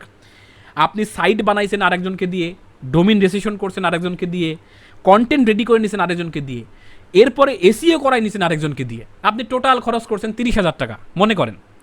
এখন এই 30,000 টাকা খরচ করার পর আপনি 1 বছর এটাকে চালান, দেখেন ভিজিটর কত আসে, প্রতিনিয়ত সার্চ হচ্ছে কিনা, কিংবা সার্চ হলে আপনার সাইটে এসে কী ধরনের সার্চ হচ্ছে, ওই সার্চ রিলেটেড আরও কন্টেন্ট বানানোর পর সাইটটাকে নার্চারিং করতে থাকেন, মানে ধরে রাখেন। এরপরে সুযোগ বুঝে বিভিন্ন ধরনের কমিউনিটি আছে, এই যেমন দেখেন বিক্রয়.com আছে না, যে পুরনো বিক্রি করা যায়, পুরনো জিনিস বিক্রি করা যায়, দারাজ.com-এ কোনো কিছু কেনা যায়, এরকম ডোমেন পার্কিংয়ের অনেক বড় কমিউনিটি আছে। সেখানে গিয়ে আপনি একটা অ্যাড দেন যে আমার এমুক সাইট আছে, আমার এত ভিজিটর, এই হলো তার গ্রাফ, তোমরা চাইলে আমার সাথে যোগাযোগ করতে পারো। আপনি তখন দেখলেন যে আরও 5টা, আপনি মনে করেন আপনার হাতের ফোনটা হচ্ছে স্যামসাং গ্যালাক্সি S20, তা আপনি দাম বুঝতেছেন না যে কত দাম দিবেন, কত দাম হাঁকালে ভালো দাম পাওয়া যাবে, তাহলে আরও 10টা স্যামসাং S20 দেখেন যে ওরা কত দাম পুরনো বিক্রি করতেছে, সেটার সাথে একটা ক্যালকুলেট করে আপনার সাইটের দাম নির্ধারণ করে আপনি পার্ক করে দিলেন। তাহলে হলো কি যে আপনি একটা ভালো দাম পালেন। তা নিশ্চয়ই বুঝতে পারছেন, আমি বেশ বিস্তারিতই বললাম আর কি, বিষয়টা খুবই ইন্টারেস্টিং একটা বিষয় আর কি। আপনারা চাইলে এই ব্যবসা শুরু করতে পারেন। আচ্ছা, জসিম শরীফ বলছিল ডাটা প্রসেসিং, একটা যেহেতু বলার চান্স সেই জন্য একটাই বললাম। এরপরে রুস্তম আলী।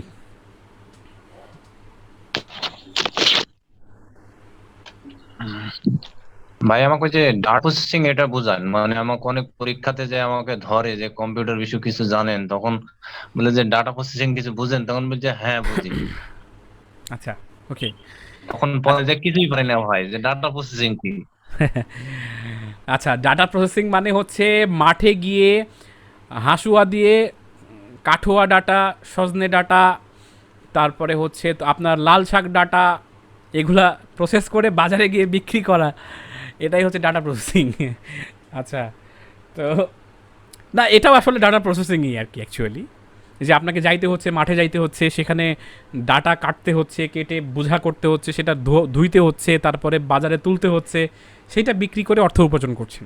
ঠিক তেমনিভাবে এটাও একটা ডাটা প্রসেসিং আর কি। তো ডাটা প্রসেসিং হচ্ছে যে কম্পিউটারে কি থাকে, বিভিন্ন তথ্য থাকে, একটা অফিসে কি থাকে, বিভিন্ন তথ্য থাকে, স্যালারি শিট থাকতে পারে, ওই অফিসের এমপ্লয়ি লিস্ট থাকতে পারে, কার কি কাজ সেটা থাকতে পারে।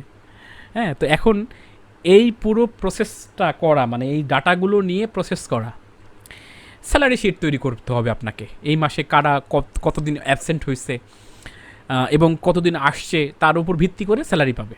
এটা একটা ডাটা, তার কাছে মনে করেন 5,000 এমপ্লয়ি আছে, তো এটা একটা ডাটা। এই ডাটাটাকে আপনাকে একটা প্রসেস করে একটা সুনির্দিষ্ট রিপোর্ট তৈরি করতে হবে, এটাকেই আমরা বলছি ডাটা প্রসেসিং। তো ডাটা প্রসেসিং করতে হলে আপনাকে এক্সেলের দক্ষতাটা অর্জন করতে হবে, স্প্রেডশিটের কথা যেটা আমি বলছিলাম, স্প্রেডশিটের দক্ষতা অর্জন করতে হবে, সিআরএম বুঝতে হবে। সিআরএম, তো এখন সিআরএম কী জিনিস সেটা আরেকদিন আমরা আলোচনা করব, আমি দেখাবো ইনশাল্লাহ। তারপরে এইচআর বুঝতে হবে, হিউম্যান রিসোর্স বুঝতে হবে।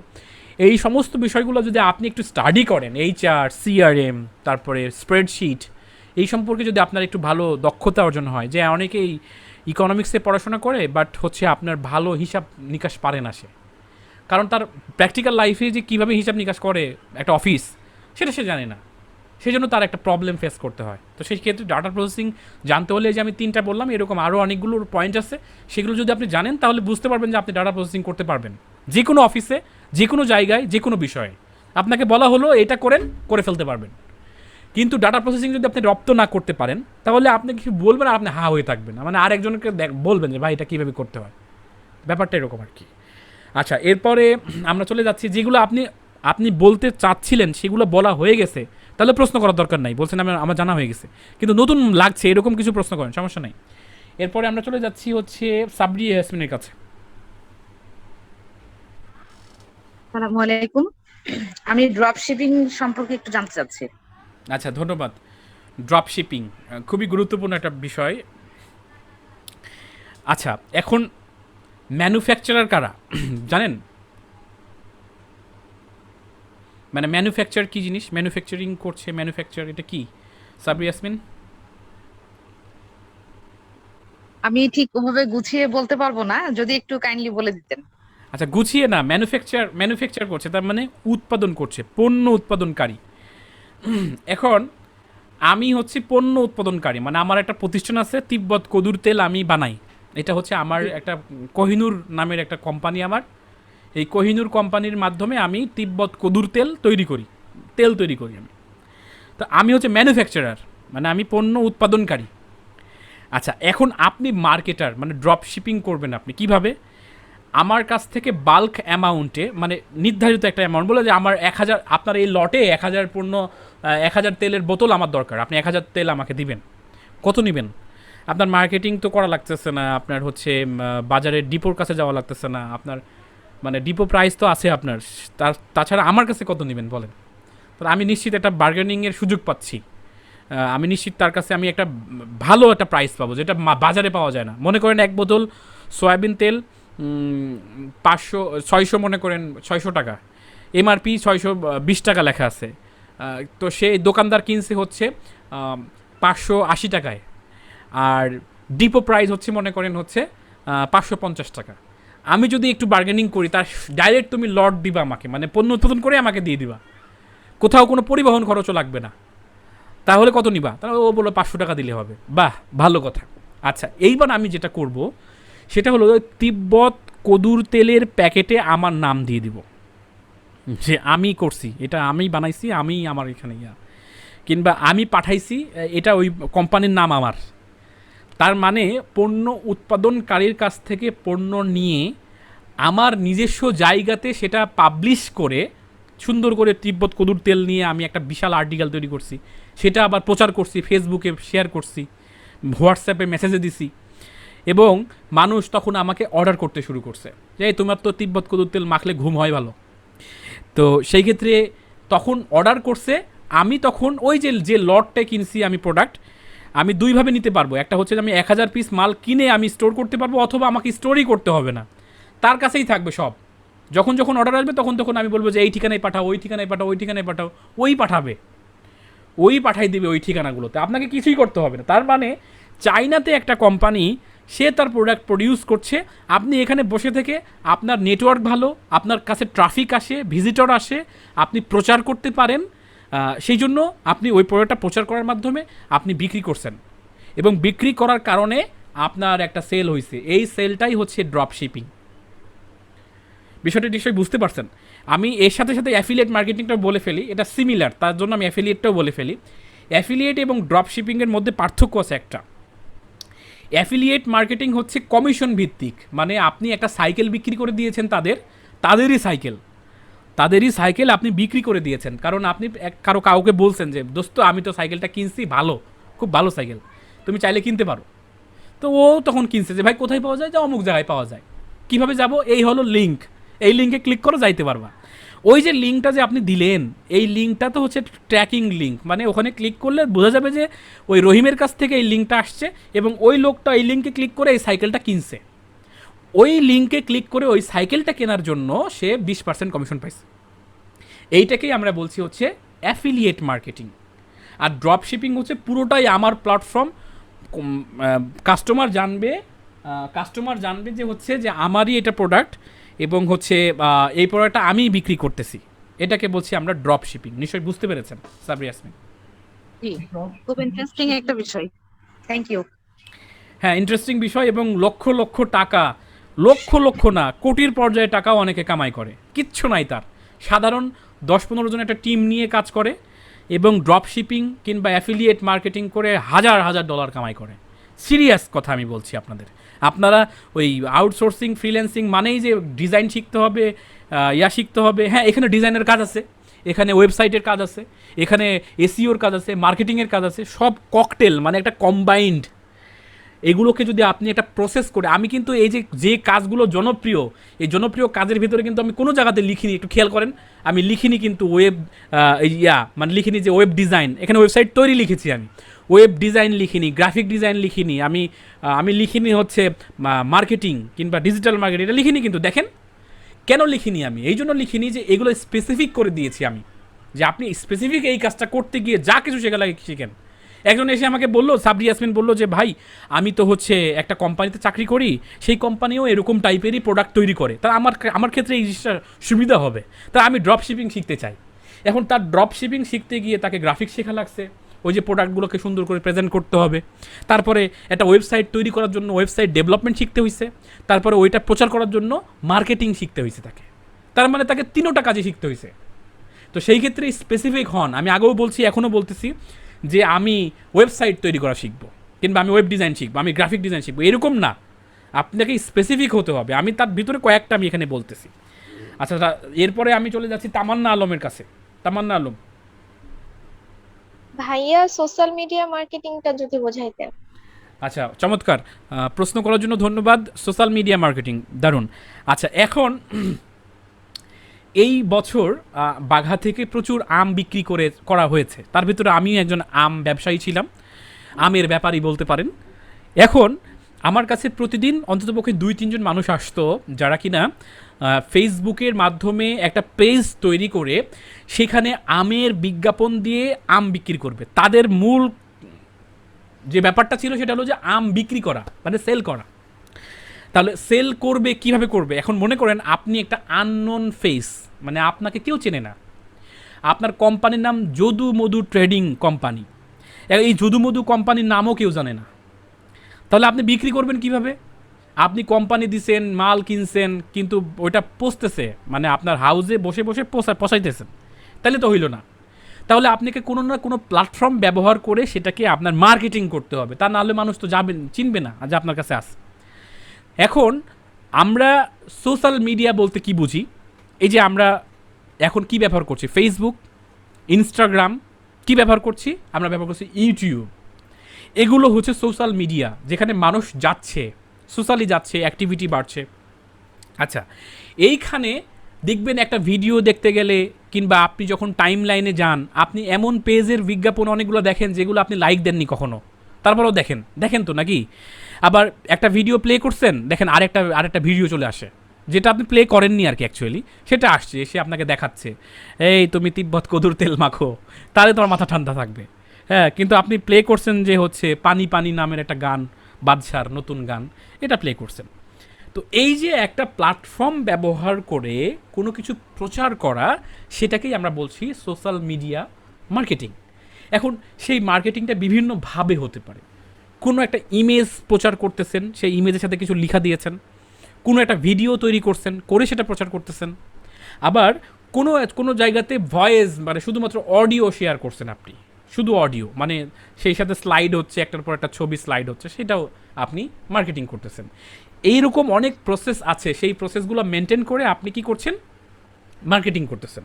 আর প্ল্যাটফর্ম হিসেবে ব্যবহার করছেন ফেসবুক, ইউটিউব, তারপরে আপনি দেখবেন যে গুগল সার্চ দিলেও কিন্তু অ্যাড দেখায়, ওপরে নিচে অ্যাড দেখায়, ইউটিউবে গেলে অ্যাড দেখায়। আপনি যেখানে যাবেন, যে কোনো জায়গাতে যাবেন, আপনি অ্যাড দেখবেনই আর কি, সেই জায়গাতে আপনি মার্কেটিং করছেন। এইটাকেই আমরা বলছি সোশ্যাল মিডিয়া মার্কেটিং। এখন আমি এই সোশ্যাল মিডিয়া মার্কেটিং সম্পর্কে জানতে চাই, আমি এটা ক্যারিয়ার হিসাবে নিতে চাই, এটার ভবিষ্যৎ কেমন। যদিও আগামী ক্লাস হবে শুধুমাত্র এই রকমই, যে আমি প্রতিটার আলাদা আলাদা করে বর্ণনা দিব, দেখাবো এবং কাজগুলো আপনাদের বোঝানোর চেষ্টা করব। সোশ্যাল মিডিয়া মার্কেটিং ভাই, আমি বলে রাখি আপনাদের, খুবই দারুণ একটা মানে হচ্ছে হতে যাচ্ছে, আমাদের হয়ে গেছে অলরেডি, প্ল্যাটফর্ম হতে যাচ্ছে। এইটার মাধ্যমে আপনি কিচ্ছু না করেও, মানে বিনা পুঁজিতে মানুষেরটাই করবেন, আপনি মানুষের টাকা দিয়েই মানুষের পটল ভাজবেন আর কি, মানুষের তেলেই মানুষের পটল ভাজবেন, তার বিনিময়ে আপনি টাকা পাবেন। আর একটু সেন্স যদি আপনার ভালো থাকে, তাহলে দেখবেন যে প্রচুর মানুষ আপনার কাছে এসে সার্ভিস নিচ্ছে। তো এইভাবে প্রচুর ক্লায়েন্ট আপনি পেতে পারেন সোশ্যাল মিডিয়া মার্কেটিংয়ের মাধ্যমে আর কি। তো এইটা আমি নিশ্চয়ই ইনশাল্লাহ পরবর্তী ক্লাসে আমি আরও ভালো করে এক্সপ্লেন করব। নিশ্চয়ই বুঝতে পেরেছেন তামান্না আলম? জি ভাইয়া, বুঝতে পেরেছি। আচ্ছা, ধন্যবাদ।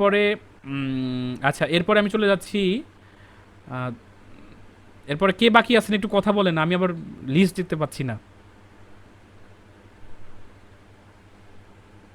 সবুজ ভাই? গরিব মানুষ বাকি আছে। হ্যাঁ ভাই। আহ কি বলবো, আমি সব তো বলে ফেলছি সবাই। বলে ফেলছি তাই না? আমি অ্যাফিলিয়েট মার্কেটিং বলতাম, এটা বলে ফেলছেন আপনি। আচ্ছা, আপনি বলেন অ্যাডমব, অ্যাডসেন্স, পাবলিশার কি ভাই, বুঝতেছি না, বলেন। আমি তো জানি না ভাই। ওই তো জানেন না বলে তো জিজ্ঞেস করবেন, বলেন, জিজ্ঞেস ও। করেন। হ্যাঁ, অ্যাডমব, অ্যাডসেন্স, পাবলিশার কি ভাই বলেন। হ্যাঁ, এই তো দেখছেন, আপনার মনের কথা বলে ফেললাম আমি, আপনি জানেন না এটা, তারপরে তো আপনি বলতেছেন না। হ্যাঁ, যাই হোক, ধন্যবাদ প্রশ্ন করার জন্য। আচ্ছা, আমার ভালো লাগে নিজেই প্রশ্ন করে নিজে উত্তর দিই, এটা ভালো লাগে। আচ্ছা, আপনারা বিভিন্নভাবে মোবাইলের অ্যাপসের সাথে পরিচিত, মোবাইলের অ্যাপস, বিভিন্ন ধরনের গেমস ডাউনলোড করেন, আপনারা অ্যাপস ডাউনলোড করেন। আপনারা কি খেয়াল করছেন যে ম্যাক্সিমাম অ্যাপসই যখন ওপেন করেন কিংবা কোনো কাজ করতে যান, একটা লেভেল পার করছেন, ধাপ করে একটা বিজ্ঞাপন চলে আসে ফুল স্ক্রিন, ওটা 10 সেকেন্ড 15 সেকেন্ড আগে কাটা যাবে না, 10 সেকেন্ড পর তারপরে ক্রস বাটন আসবে, তারপরে কাটতে হবে। এরকম কি খেয়াল করছেন কখনো? জি স্যার। করেছি ভাই। যারা জি ভিডিও ভাইয়া, করেছি। যারা ভিডিও টিডিও গেমস টেমস খেলেন কিংবা হচ্ছে যারা ভাইয়া, এটা গেমসে অনেক বেশি পাওয়া যায়। রাইট গেমসে অনেক বেশি পাওয়া যায়। আপনার একটা ভালো গেমস কিন্তু বিজ্ঞাপনে এসে সেরাবেরা অবস্থা, একটা লেভেল পার করতেছে না, আপনি ধাপ করে একটা কোনো বিজ্ঞাপন চলে আসতেছে। তো এরকম প্রচুর পরিমাণ অ্যাপস পাওয়া যায়, যে অ্যাপসগুলো চালাইতে হলে আপনাকে বিজ্ঞাপন দেখতেই হবে, না হলে আপনি ওই অ্যাপসটা চালাইতে পারবেন না। এটা একটা গেল। আবার বিভিন্ন ধরনের ওয়েবসাইট আছে, যে ওয়েবসাইটে ঢুকলে ডানে বামে ওপরে নিচে বিভিন্ন ধরনের বিজ্ঞাপন আসে।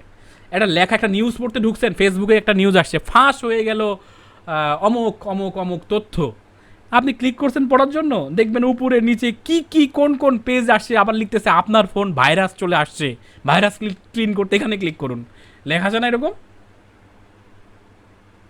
জি ভাইয়া, থাকে। আচ্ছা, এই যে বিজ্ঞাপনগুলো আসছে, সেই বিজ্ঞাপনগুলো যারা মানে যে সাইটের মাধ্যমে আসছে তারা হচ্ছে পাবলিশার। মানে মনে করুন প্রথম আলো একটা হচ্ছে পাবলিশার, প্রথম আলো। এখন প্রথম আলো সাইটে যখন ঢুকবেন, তখন ডানে বামে ওপরে নিচে অনেক বিজ্ঞাপন আছে। সেই বিজ্ঞাপনগুলো গুগল অ্যাডসেন্স কর্তৃপক্ষ তাদেরকে দিয়েছে, এবং তার বিনিময়ে ওই বিজ্ঞাপনগুলো যে দেখছেন আপনি, ভিজিটররা দেখছে, তার বিনিময়ে কিন্তু টাকা কিন্তু তাদের অ্যাকাউন্টে জমা হচ্ছে। তার মানে আপনি যদি মনে করেন 4-5টা সাইটের মালিক, আপনি মনে করেন, আপনি যে বললাম প্রথমে যে আপনি হচ্ছে অ্যাফিলিয়েট মার্কেটিং করবেন, আপনি ডোমিন পার্কিং করবেন, করে আপনি এরকম 4-5টা সাইট পার্কিং করছেন আপনি। তো আপনি কি করছেন যে 3-4 মাস যখন সাইটের বয়স হয়ে গেছে, সাইটে বেশ ভালোই ভিজিটর তো আসতেছে, কিছু তো কামাই করার দরকার। তো আপনি ভিজিটর আসলে তো আর কামাই হবে না, মানুষ এসে দেখে যাবে, কামাই হচ্ছে না। আপনি গুগলকে বলেন, ও হে গুগল, আমার সাইটটা তো ভালোই ভিজিটর আসে, আমার সাইটে তুমি চাইলে তোমার বিজ্ঞাপন শো করাইতে পারো, আমি আমার সাইটে তোমার বিজ্ঞাপন আমি শো করাবো, রাজি আছি আমি। তুমি কি রাজি? গুগল তখন আপনার সাইটে একটু ভিজিট করবে যে সব ঠিকঠাক আছে কি না, আপনি কোনো অ্যাডাল্ট কন্টেন্ট দিচ্ছেন কি না, আপনি কোনো আনঅথেন্টিক কোনো কিছু বলছেন কি না, এই জিনিসগুলো সে ভ্যারিফাই করবে। করার পর তার কাছে যদি মনে হয় যে না ভালোই তো, ঠিকই আছে, তখন সে অ্যাপ্রুভ করবে। কি অ্যাপ্রুভ করবে? অ্যাডসেন্স অ্যাকাউন্ট অ্যাপ্রুভ করবে। অ্যাপ্রুভ করার পর তখন আপনার ওই সাইটে আপনি তাদের কোড বসাই দিবেন, তখন যে যেখান থেকে ভিজিট করবে সেখান থেকে সেই দেশের বিজ্ঞাপন সে দেখতে পারবে। লন্ডন থেকে ভিজিট করলে লন্ডনের বিজ্ঞাপন সে দেখবে, বাংলাদেশ থেকে ভিজিট করলে বাংলাদেশের বিজ্ঞাপন দেখবে। এইভাবে বিজ্ঞাপনগুলো শো করবে বিভিন্ন জায়গায়। এই বিজ্ঞাপন শো করার মাধ্যমে গুগল যাদের বিজ্ঞাপন শো করাবে তাদের কাছ থেকে টাকা নিবে, তার একটা অংশ আপনাকে শেয়ার করবে। এটাকেই আমরা বলছি অ্যাডসেন্স কিংবা অ্যাড মব। একটা অ্যাপস তৈরি করছে একজন ডেভেলপার, সারা জীবন ওই অ্যাপসটার থেকে প্রচুর পরিমাণে সে কামাই করবে। ওই যে অ্যাড আসতেছে, একটার পর একটা অ্যাড আসতেছে, সেই অ্যাড থেকে সে কামাই করবে। একজন কেউ ইউটিউবে রান্নার চ্যানেল তৈরি করছে যে আমি তো রান্না ভালো পারি, আমি তো নাচতে ভালো পারি, আমি তো হিজাব পড়তে ভালো পারি, হিজাব বাধা শিখাবো আমি, হ্যাঁ আমি তো গাইতে পছন্দ করি, এরকম টাইপের চ্যানেল তৈরি করছে। করার পর চ্যানেলে 1000 সাবস্ক্রাইবার হয়েছে, মানুষজন দেখতেছে, তখন গুগলের কাছে আবেদন করবে, গুগল আমার তো ভিডিও পপুলার, তুমি কি বিজ্ঞাপন দেখাবা? ও তখন সব কিছু ক্রাইটেরিয়া পূরণ হলে সে আবার কি করবে, এটা অ্যাপ্রুভ করে দিবে। তখন দেখবেন সকল ভিডিওতে বিজ্ঞাপন আসে না, যারা অ্যাপ্রুভ পায়নি তাদের বিজ্ঞাপন আসবে না। আর কিন্তু দেখবেন ম্যাক্সিমাম ভিডিওতে আপনি ক্লিক করলেই বিজ্ঞাপন আসে। ওই যে বিজ্ঞাপনগুলো দেখেন, এটার বিনিময়ে ওই চ্যানেল মালিক যিনি চ্যানেলটা তৈরি করছেন, ভিডিওটা দিচ্ছেন, তিনি কিন্তু টাকা পান। এই জিনিসটাকেই আমরা বলছি অ্যাড মব এবং অ্যাডসেন্স। শুনে অবাক হবেন, সাধারণ পর্যায়ে আমাদের বাংলাদেশি ইউটিউবাররা প্রতি মাসে 80 থেকে 90,000, 1 লাখ, 1.5 লাখ, 2 লাখ, 2.5 লাখ, 3 লাখ, 5 লাখ, 10 লাখ, 20 লাখ টাকা পর্যন্ত কামাই করে শুধুমাত্র এই ভিডিও দিয়ে। আপনারা শুনে মনে হয় অবিশ্বাস্য মনে হচ্ছে, বাট ট্রু, এটা সত্যি যে আপনি কন্টেন্ট তৈরি করে, সেটা হতে পারে একটা ওয়েবসাইটের মাধ্যমে, হতে পারে ভিডিও দিয়ে, এটার মাধ্যমে আপনারা কামাই করতে পারবেন। এটাকেই আমরা বলছি অ্যাড মব, অ্যাডসেন্স পাবলিশার। আচ্ছা, তাহলে কি আমরা তাহলে মোটামুটি এই একদম শেষ পর্যায়ে আসছি। সেটা হলো যে জানার জন্য প্রশ্ন করুন। এখন যদি আপনাদের যদি কোনো প্রশ্ন থেকে থাকে করতে পারেন, আমি অবশ্যই প্রশ্নের উত্তর দেওয়ার চেষ্টা করব। আমি এতক্ষণ যা কষ্ট করে 1 ঘন্টা 23 মিনিট ধরে আপনাদের সাথে কথা বলে যতটুকু জানানোর চেষ্টা করেছি, এগুলো আপনাদের পাথেয়, মানে গাইডলাইন্স, যেগুলো আপনার পরবর্তী দিন কিংবা পরবর্তী ক্লাসগুলোতে আপনার প্রতিটা সেক্টরে কাজে লাগবে। তো সেই ক্ষেত্রে আপনারা আপনাদের জায়গা থেকে প্রশ্ন করতে পারেন, মতামত দিতে পারেন, আপনারা বলতে পারেন যে না আমি এখন থেকেই এটা প্রিপারেশন নিচ্ছি যে এটাই শিখবো। আপনারা আমাকে বিভিন্ন ধরনের প্রশ্ন, এই যে আজকে নোট করে রাখার যে প্রশ্নগুলো, সেগুলোও করতে পারেন। আনমিউট করে প্রশ্ন করুন। ভাইয়া, আপনি কিন্তু ওখানে 3টা অপশন বাদ দিয়ে দিয়েছেন, মানে ওইটা কিন্তু আপনি একটু মানে বোঝান নাই। আমরা কয়েকজন কোশ্চেন করেছি, এগুলো বলেছেন। আমার মতে যদি মানে আমি বলে দেই, content writing, logo, book cover, brochure, banner design, আর হচ্ছে ভিডিও এডিটিং। আসলে এই বিষয়গুলো যদি একটু বোঝাই দেন ভাইয়া, খুব ভালো হতো। আচ্ছা, ধন্যবাদ তামান্না আলম। যদিও আগামীকালকে আমি সবগুলোই ধরতাম, তবে যেহেতু সবগুলো সম্পর্কেই বলছিলাম, আমি শর্টলি এইগুলো 3টা বলে ফেলি। কন্টেন্ট রাইটিং হচ্ছে ওই যে বললাম যে দেখেন এর ভিতরেই কিন্তু আমি বলে গিয়েছি, ওই যে আপনি ডোমিন পার্কিং করবেন, আপনার ডোমিন কিনেছেন, আপনি একটা নাম রেজিস্ট্রেশন করেছেন, সেখানে একটা সাধারণ মানে একটা ওয়েবসাইট তৈরি করেছেন, কিন্তু সেখানে লেখা লাগবে, একটা কন্টেন্টও লাগবে। ওই যে ফ্যাট লুজ করতে হয় কীভাবে, সেটা ইংরেজিতে লিখতে হবে। এখন ইংরেজিতে লিখতে তো আপনি পারেন না, তা আপনার টপিক হচ্ছে যে কীভাবে ফ্যাট বার্ন করতে হয়, ফ্যাট লুজ করতে হয়, কিংবা ওয়েট লস করতে হয়, এটা হচ্ছে আপনার টপিক। এখন এই টপিকে আপনাকে ইংরেজিতে একটা আর্টিকেল কিংবা একটা নিবন্ধন লিখতে হবে, একটা অ্যাসাইনমেন্ট করতে হবে। এখন এইটা আপনি পারেন না, কাউকে দিয়ে করাবেন, তো ওই যিনি করবে তিনি হচ্ছে কন্টেন্ট রাইটিং করবেন। একটা কন্টেন্ট দিবেন আপনি, সেটা রাইটিং করে দিবে সে। আপনি বলে দেবেন যে 400 শব্দের হতে হবে, ইউনিক হতে হবে, কোনো কপি পেস্ট হলে হবে না, একদম পুরোটা তোমার নিজের লেখা হতে হবে, হ্যাঁ এই পয়েন্টগুলো থাকতে হবে, এই সমস্ত বিষয়গুলো আপনি দিয়ে দিয়েছেন, সে লিখে দিবে আপনাকে। এইটাকেই আমরা বলছি কন্টেন্ট রাইটিং। এরপরে আসেন হচ্ছে লোগো, বুক কাভার, ব্রোশিয়ার, ব্যানার ডিজাইন। কি এগুলো প্রতিটা একটা জিনিস। লোগো মানে হচ্ছে যে বিভিন্ন সাইটে দেখেন যে লোগো থাকে, মানে ওপরের দিকে তার সিম্বলটা, সেটাকে আমরা লোগো বলছি। বুক কাভার, বিভিন্ন কিন্ডারগার্টেন স্কুল আছে বাইরের দেশে, বিভিন্ন ধরনের স্কুলে প্রতি বছর বই চেঞ্জ হয়, এবং বইয়ের ওপরের যে ডিজাইন, কাভারের যে ডিজাইনটা, এটা খুবই পপুলার একটা কাজ। এই বইয়ের কাভার ডিজাইন করা, এটা খুবই পপুলার এবং ভালো পারিশ্রমিক পাওয়া যায়। আপনার ভালো ক্লায়েন্ট পেয়ে গেলে একটা স্কুল থেকে সারা বছর আপনি কামাই করতে পারবেন। মানে আপনাকে বইয়ের কাভারগুলো আপনাকে ডিজাইন করে দিতে হবে, এবং তার আগে আপনি শিখে যাবেন, শিখে নেবেন যে আসলে বইয়ের কাভার কীভাবে ডিজাইন করতে হয়। ব্রুশিয়ার বলতে গেলে আমরা বিভিন্ন সময় লিফলেট দেখি, এই যে কোচিং সেন্টারে ভর্তি হন, তারপরে আমরা যে কোনো জায়গাতে যখন যাই তখন হাতে হাতে ধরায় দেয়। তো এই যে লিফলেটগুলো প্রিন্টেবল যে ইয়াগুলো, সেগুলো হচ্ছে ব্রুশিয়ার বলি আমরা। এই ব্রুশিয়ারগুলোও কেউ না কেউ ডিজাইন করে সুন্দর, কারো সুন্দর, কারো খ্যাত, এক পৃষ্ঠার জাস্ট লিখে দিয়ে দিচ্ছে আর কি, এরকম। তো এই ব্রুশিয়ারগুলোও ডিজাইন করে ভালো কামাই করা সম্ভব। ব্যানার তো বুঝতেই পাচ্ছেন, বিভিন্ন ধরনের ব্যানার আছে একটা ওয়েবসাইটে, কিংবা আপনি এমনকি যে ইনস্টাগ্রাম, তারপরে হচ্ছে আপনার ফেসবুকে পোস্ট করে বিভিন্ন ধরনের ইমেজ, ওই পোস্টের ইমেজটাও অনেকে তৈরি করে নেয়, মানে সুন্দর একটা ইমেজ তৈরি করে নিবে সে, দিয়ে ওইটা পোস্ট করবে। সেই জন্য এটাকে আমরা বলছি ব্যানার ডিজাইন কিংবা পোস্ট কন্টেন্ট ডিজাইন। এই কন্টেন্ট ডিজাইন করেও অনেকেই অর্থ উপার্জন করে। এরপরে আসেন ভিডিও এডিটিং। এই যারা, আমি কিছুক্ষণ আগে খুব লোভনীয় একটা অফারের কথা বললাম যে ভিডিও তৈরি করে লক্ষ লক্ষ টাকা কামাই করতেছে। এখন কেউ একজন কন্টেন্ট রাইট করে দিচ্ছে যে আপনি কি দিয়ে কন্টেন্ট তৈরি করবেন, সে রাইট করে দিচ্ছে। একজন কেউ ভয়েস দিচ্ছে যে আমার তো ভয়েস খ্যাত, আমার ভয়েস তো ভালো না, আমার তো মাইক্রোফোনও ভালো নাই, তো তুমি আমার এই যে কন্টেন্টটা এটা দেখে দেখে সুন্দর করে এটাকে ন্যারেট করে দাও, মানে ভয়েস রেকর্ড করে দাও।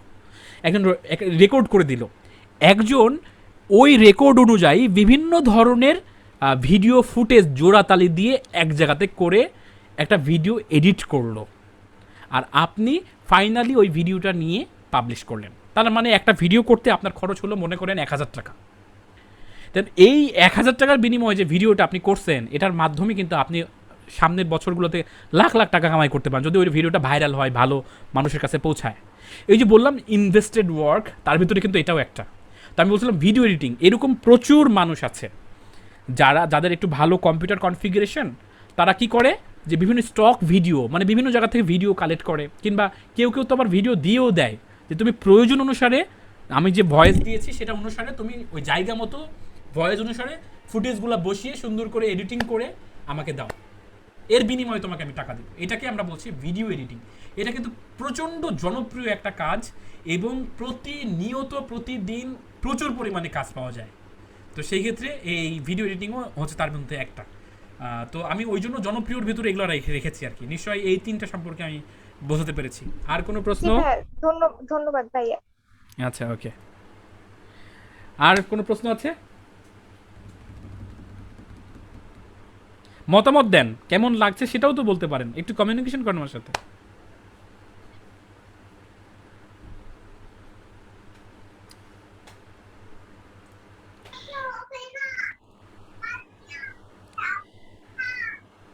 আচ্ছা, তার মানে আপনারা নির্ঘাত এতক্ষণে ঘুমাই টুমাই গেছেন, বোরিং টোরিং হয়ে গেছেন, পেঁচাল মারলাম, অনেক কথাই বললাম আর কি।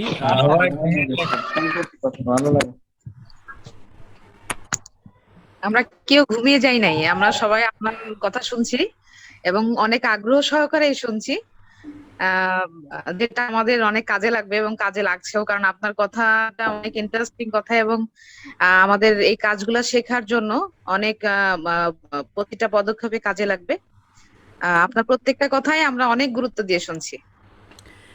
আচ্ছা, ধন্যবাদ সাবরি ইয়াসমিন, আপনি এই সকলের প্রতিনিধি হয়ে আমাকে খুশি করে দিলেন। আসলে কি যে আপনারাও অনেকেই শিক্ষকতা করছেন, টিউশনি করাইছেন,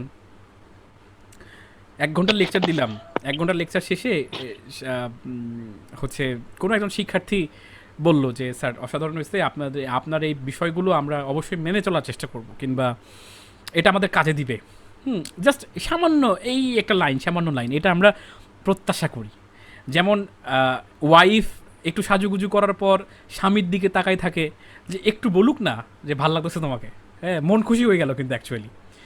তো বেসিক্যালি এই জিনিসটা করতে হয়। আর অবশ্যই সমালোচনাও করতে হয় যে ধ্যাত এই কি বললেন, এগুলো কিছুই কাজে লাগবে না, এগুলো তো সবই কমন। হ্যাঁ, তো আমি যে আলোচনাগুলো করেছি, সমালোচনা, আলোচনা, তারিফ কিংবা মতামত, প্রশ্ন আপনারা করবেন আমার সাথে সরাসরি, অ্যাজ এ ফ্র্যাঙ্কলি ক্যাজুয়ালি এই কথাগুলো বলবেন, তাহলে আমার শেখাতে যেমন সুবিধা হবে, আপনারও জড়তা কাটবে। কিন্তু আপনি শুনেই গেলেন আর কিছু বলার কিছু পাচ্ছেন না, তাহলে বুঝতে হবে যে আপনার এগুলোতে কাজে লাগেনি কিছু, কিন্তু আপনি ট্রিগার করে রাখছেন যে আমাকে একটু সুযোগ দিলেই আমি এই প্রশ্নটা করব। তাহলে আমি বুঝবো যে আপনি পুরো ক্লাসে কোনো না কোনো বিষয় ট্রিগার করছেন, মানে ওই জিনিসটাকে আপনি মাথায় নিছেন। তো তো সেই ক্ষেত্রে এই জিনিসগুলো অবশ্যই খেয়াল রাখবেন। আর এরকম করতে করতে আমি কিন্তু আইডেন্টিফাই করে ফেলতে পারবো যে কার দ্বারা হবে আর কার দ্বারা হবে না।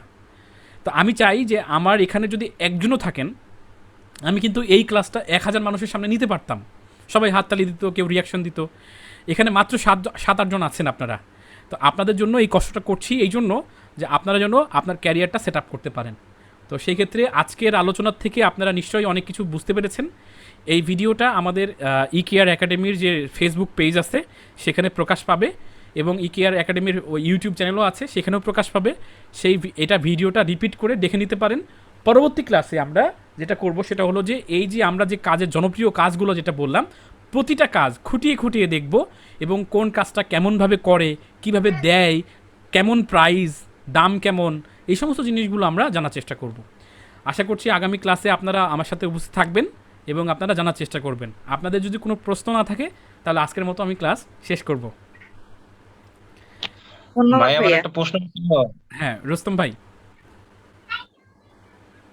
ভাই একটু কথা বলবো অন্য বিষয়ে, সেটা হচ্ছে যে আপনি কিন্তু এমনিতেই স্মার্ট, আজকে দেখছি জুম মিটিং এ আপনি আরো বেশি স্মার্ট হয়ে আসছেন।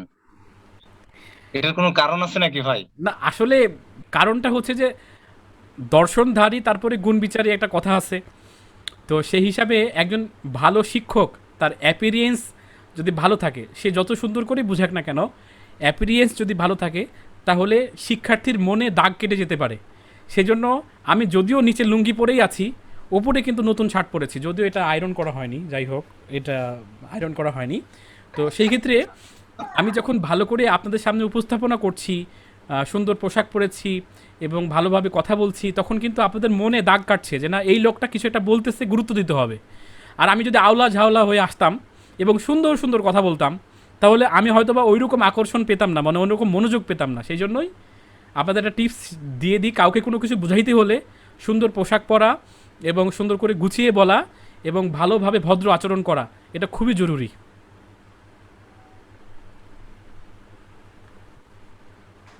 ভাই কেমন কনফিগারেশনের কম্পিউটার লাগবে? এটা একটা প্রশ্ন ছিল। কেমন বুঝি নাই ভাই। কনফিগারেশনের কম্পিউটার লাগবে? কি ধরনের কম্পিউটার মানে? আচ্ছা, আমি মনে হয় একটু ডিসকানেক্ট হয়ে গেছে, একটু একটু জাস্ট।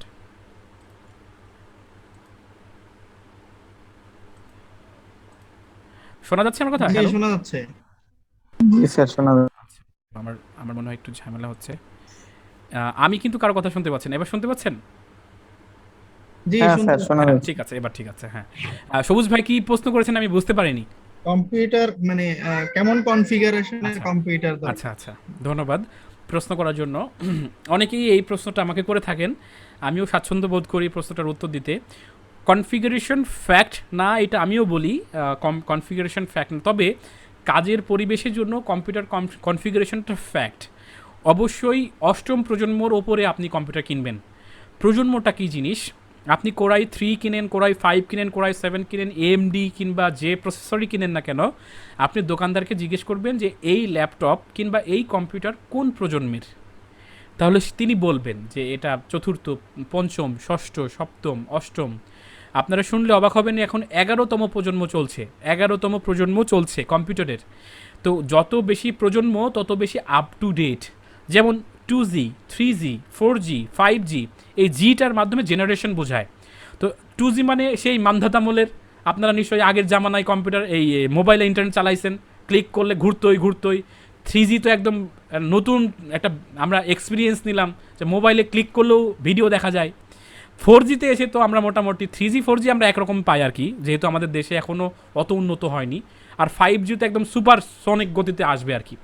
তো কম্পিউটার কনফিগারেশন যাই হোক না কেন, আপনি শুধু দোকানদারকে বলবেন যে ভাই এটা কোন প্রজন্মের কম্পিউটার। আপনি নিজে জানার জন্য কম্পিউটারের প্রপার্টিজে গিয়ে, মাই কম্পিউটারের প্রপার্টিজে গিয়ে ওখানে লেখা দেখবেন যে কম্পিউটারের নাম লেখা আছে, প্রসেসর লেখা আছে, যে কোর i3 4400 এরকম টাইপের কিছু একটা লেখা আছে, মানে মডেল নাম্বার লেখা আছে। 4 দিয়ে শুরু হলে মডেল নাম্বার, তাহলে বুঝবেন যে চতুর্থ প্রজন্ম। 5 দিয়ে শুরু হবে, বুঝবেন যে ওইটা পঞ্চম প্রজন্ম। এবং যদি আপনি দেখেন যে ওইটা 6 দিয়ে কিংবা 7 দিয়ে 8 দিয়ে যেভাবে শুরু হয়েছে, যদি ইন্টেল প্রসেসর হয়, ম্যাক্সিমাম কম্পিউটারে ইন্টেলের হয় আর কি, মানে কোরাই 3, কোরাই 5, কোরাই 7 এরকম হয়। তো সেই ক্ষেত্রে আমি আবারও বলছি যে অষ্টম প্রজন্ম হচ্ছে মিনিমাম অন্ততপক্ষে 4 GB র্যাম থাকতে হবে আপনার কম্পিউটারে, 4 GB র্যাম মিনিমাম রিকোয়ারমেন্ট, এবং এসএসডি হার্ড ডিস্ক থাকতে হবে আপনার, এসএসডি। আমরা নর্মালি যে 1 TB 2 TB হার্ড ডিস্ক ব্যবহার করি, সেটা তো হার্ড ডিস্ক স্টোরেজ, আপনার গান মুভি ওটাতে রাখি, কিন্তু দ্রুত গতিতে কাজ করার জন্য এসএসডি হার্ড ডিস্ক পাওয়া যায়, যেটা সলিড, ওর ভিতরে কোনো ডিস্ক থাকে না, নর্মালি একদম সলিড ছোট হার্ড ডিস্ক। এটা 120 GB, 256 GB, 512 GB, 1 TB এরকম হার্ড ডিস্ক পাওয়া যায়, তুলনামূলক দাম বেশি। তো ওই এসএসডি লাগাই ফেলবেন, অষ্টম প্রজন্মের কম্পিউটার থাকবে, আর 4 GB মিনিমাম র্যাম থাকবে। এইটা হলে আপনি যে কোনো কাজ স্বাচ্ছন্দ্যে করতে পারবেন। আমি খুবই স্বল্প সময় বললাম, এই চেক লিস্টটা একটু ফলো করবেন, তাহলে আপনার কম্পিউটারটা ভালো হবে আর কি। ধন্যবাদ ভাই। আচ্ছা, ওকে, আপনাকেও ধন্যবাদ। ব্যাংক আর কারো অ্যাকাউন্ট, প্রশ্ন? ব্যাংক অ্যাকাউন্টের ব্যাপারে বলেছিলেন, ডাচ আচ্ছা। বাংলা, ইসলামী ব্যাংক, আরেকটা কি জন্য বলছিলেন, মার্কেন্টাইল একটা, আরেকটা আমি ভুলে গেছি, লিখতে পারিনি। আচ্ছা, ব্র্যাক ব্যাংক। ব্র্যাক বুঝি ব্যাংক। নাই। ব্র্যাক ব্যাংক। আচ্ছা, আমার এখানে মাইক্রোফোন এবং কম্পিউটারের একটু সমস্যা হয়েছে দেখতে পাচ্ছি, আমি আস্তে আস্তে কথা শুনছি সবার। ব্র্যাক ব্যাংক আছে, মার্কেন্টাইল ব্যাংক আছে, ও আচ্ছা, হ্যাঁ, ব্যাংক, আচ্ছা, ডাচ ব্যাংক। বাংলা ব্যাংক আছে, হুম, হুম। এগুলো করতে হবে। ব্যাংকের ব্যাপারটা হচ্ছে, আমি 4টার কথা বলেছি, আপনারা যে কোনো একটাতে করবেন আপাতত, ব্র্যাক কিংবা ডাচ বাংলা অথবা ইসলামী অথবা মার্কেটাইল, যে কোনো একটা আপনার কাছাকাছি যেটা ভালো হয়। আমার মার্কেটাইল ব্যাংকে অ্যাকাউন্ট আছে, ডাচ বাংলাতে আছে, আমি 2টা ব্যাংকে অ্যাকাউন্ট আছে আমার, এবং সোনালীতে আছে। সোনালীটা লোকাল ট্রানজেকশনের জন্য সোনালী ব্যবহার করি আমি। সোনালী ব্যাংক এমন একটা ব্যাংক যে এমন কোনো থানা নাই যেখানে তার শাখা নাই। তো সোনালী ব্যাংক আমি রেখেছি ট্রানজেকশন, লোকাল ট্রানজেকশনের জন্য, মানে একজনকে আমার দেশের মধ্যে টাকা পাঠাইতে হবে, তো সোনালী ব্যাংকে পাঠাতে পারবো আমি উইদাউট এনি হ্যাসেল। এবং সোনালী ব্যাংকেরও একটা অ্যাপস চলে আসছে, আপনারা জেনে অবাক হবেন যে আমি প্রতিটা ব্যাংকের অ্যাপস ব্যবহার করি, তাতে করে আমার ট্রানজেকশনগুলো স্মুথ হয়। আমি 10,000 টাকা পাঠাবো, কেন মোবাইল ব্যাংকিংয়ে পাঠাবো? আমি তাকে বলবো যে তুমি ব্যাংক থেকে তুলে নাও। তো সেই ক্ষেত্রে লোকাল ট্রানজ্যাকশনের জন্য সোনালী ব্যাংকে রেখেছি, এবং সোনালী ব্যাংকে অবশ্যই অ্যাপ অ্যাপ্রুভ করাই নেবেন, তাতে করে আপনি অ্যাপের মাধ্যমে, এমনকি সোনালী ব্যাংক থেকে যে কোনো ব্যাংকে আপনি টাকা পাঠাইতে পারবেন। পরীক্ষিত, এবং আমি টেস্ট করেছি। মানে সোনালী ব্যাংকে আপনার ব্যালেন্স আছে, এই ব্যালেন্সটা আপনি ডাচ বাংলা ব্যাংকে পাঠাবেন কাউকে, সেটাও করতে পারবেন। তো এইটা খুবই সুবিধা। সোনালী ব্যাংক, ওই যে বললাম প্রচুর শাখা এদের, সেই জন্য সোনালী ব্যাংক রেখেছি। ডাচ বাংলা রেখেছি বিদেশ থেকে টাকা নিয়ে আসার জন্য, ডাচ বাংলা বেশ ভালো কাজ করে রেমিটেন্সের ক্ষেত্রে। তারপরে মার্কেটাইল ব্যাংকে অ্যাকাউন্ট তৈরি করেছি ডুয়েল কারেন্সি কার্ডের জন্য। ডুয়েল কারেন্সি কার্ড মানে হচ্ছে যে সাপোজ আপনি বাইরের দেশের কোনো কিছু কিনতে চাচ্ছেন, সেখানে ডলার দিয়ে কিনতে হবে, তা আপনি বাংলা টাকা ব্যবহার করতে পারবেন না। এমন একটা কার্ড, যে কার্ডে আপনার বাংলা টাকাও থাকবে, আবার ডলারও থাকবে, আপনি ওই কার্ড ব্যবহার করে বাইরের দেশে যে কোনো কিছু কেনাকাটা করতে পারবেন। এটার জন্য ডুয়েল কারেন্সির কার্ড আমি মার্কেটাইল ব্যাংকে অ্যাকাউন্ট তৈরি করেছি। আমি 3টার তথ্যই বলে দিলাম, যখন যার সুবিধা যেভাবে সেভাবে করতে পারেন, অথবা আমাকে ফলো করতে পারেন। বিষয়টা কি বুঝে গেল? ভাইয়া, আমার তো মার্কেন্টাইলে অ্যাকাউন্ট আছে, বাট এইরকম তো কার্ড এখনো নাই। কার্ড আবেদন করতে হয়, বলতে হবে অ্যাকোয়া কার্ড আমি নিতে চাই। মার্কেটাইল ব্যাংকে গিয়ে মার্কেটাইল ব্যাংকে হচ্ছে স্বাধীন কার্ড দেয় না কি জানি, আরেকটা আছে ব্যাংক, সেটা ইস্টার্ন ব্যাংক। ইস্টার্ন ব্যাংকটাও হচ্ছে অ্যাকোয়া কার্ড দেয়, অ্যাকোয়া কার্ড হচ্ছে ইস্টার্ন ব্যাংক দেয়, দুঃখিত, ইস্টার্ন ব্যাংক। ইস্টার্ন ব্যাংক হচ্ছে অ্যাকোয়া কার্ড দেয়। ইস্টার্ন ব্যাংকে অ্যাকাউন্ট থাকলে মার্কেটাইল ব্যাংকও দেয়। মার্কেটাইল ব্যাংকেও বলতে হবে যে আমি ডুয়েল কারেন্সির কার্ড চাই, ব্রাঞ্চে গিয়ে তাদেরকে আবেদন করতে হবে যে ডুয়েল কারেন্সির কার্ড আমার চাই, কীভাবে নিতে হবে আমাকে বলেন। ওনারা প্রসেস বলে দিবে, ওইভাবে প্রসেস মেনটেন করতে হবে আর কি। আর ডুয়েল কারেন্সির কার্ডের জন্য অবশ্যই পাসপোর্ট থাকতে হবে। ডুয়েল কারেন্সির কার্ডের জন্য অবশ্যই পাসপোর্ট থাকতে হবে। আমি সময় মতো পাসপোর্ট করে নিয়েছিলাম, আলহামদুলিল্লাহ আমি পাসপোর্ট পেয়েছি। তামান্নার সাথেই মনে হয় পাইছি, তামান্না এবং আমি একসাথে করছিলাম। জি ভাই। তো পাসপোর্ট আলহামদুলিল্লাহ পাইছি। তামান্না, কি আপনি পেয়েছেন, কার্ড পেয়েছেন, এই পাসপোর্ট? ভাইয়া পাসপোর্টটা আমার এখনো নেওয়া হয় নাই, মানে ও আচ্ছা, আচ্ছা। নাইমের এখনো ওর সময় হয় নাই জন্য আমি যেতেও পারি নাই, এই জন্য আর কি নেওয়া হয় নাই। নাইমকে পাঠাই দিবেন, নাইম তো মাঝে মধ্যে যাই, তখন সেই ক্ষেত্রে নাইম তুলে নিয়ে আসতে ভাইয়া হবে তো। ও, হ্যাঁ তুলে নিয়ে আসতে হবে, বাট ও এখন এত ব্যস্ত, মানে বাসায় 5 মিনিট কথা বলার সময়ও নাই এখন আর কি। ও যে গতকাল ঢাকায় গেছে, আবার সামনে তো ঈদ, কবে আসবে সেটাও বলতে পারছি না, এই আর কি অবস্থা। মাঝে মধ্যে মাথায় বাড়ি দিবেন আর কি, ব্যস্ততাই জীবন না। হুম। প্রচুর ব্যস্ত থাকে ভাইয়া, মানে এত এইটাই আর এত কি অল্প সমস্যা। বয়সে ব্যস্ত থাকলে হইলো? রাত্রে তো 3টার আগে ঘুমই হয় না, মানে ওকে আমি কখনো দেখি না যে ও রাত 3টা 4টার আগে ঘুমাইছে। থাক, মোটামুটি ভালো কাজ করছে, অর্থ উপার্জন করছে, জি দোয়া করি। ভাইয়া, দোয়া করবেন, দোয়া করবেন। আচ্ছা ঠিক আছে, তাহলে আজকে আলহামদুলিল্লাহ আপনাদের একটু মতামত নেই, ক্লাস কেমন হলো বলেন। ভাইয়া ক্লাস খুবই ভালো লাগছে, আমার তো মনে হচ্ছে যে আমি মনে হচ্ছে মানে এখনই শিখে যাই সবকিছু, মানে মনে হচ্ছে যে এখন সবকিছু আপনার কাছ থেকে জেনে নিই, যে ভাই এটা কি হবে বা এটা কি হবে। আচ্ছা কিন্তু ইনশাল্লাহ, সময়ের তো একটা ব্যাপার আছে। ইনশাল্লাহ আমরা পর্যায়ক্রমে শিখবো। আগামী দিন ক্লাসে উপস্থিত থাকেন এবং আর পর্যায়ক্রমে আপনি এইভাবে। ক্লাস নিলে যে কোন জায়গা দিয়ে সময় যায় তাই বলা যায় না, অতটাই সময় চলে যায়। আলহামদুলিল্লাহ, এটা সার্থকতা যে স্টুডেন্ট আমাকে বুঝে আর কি, এটা আমার সার্থকতা। তো যাই হোক, আমি যেগুলো বলতেছি শুধু বুঝলে হবে না, শুনলে হবে না, মন দিয়ে গান শুনি অনেকেই, কিন্তু আসলে কতটুকু মনোযোগ দিতে পারি, গানের লিরিক্স কিন্তু একটাও ভালো করে পুরাটা বলতে পারেন না আপনারা, কিন্তু কত গান কতবার শুনছেন আপনি, একই গান না হলেও 100 বার শুনছেন, কিন্তু পুরা গান আপনার মুখস্থ নাই।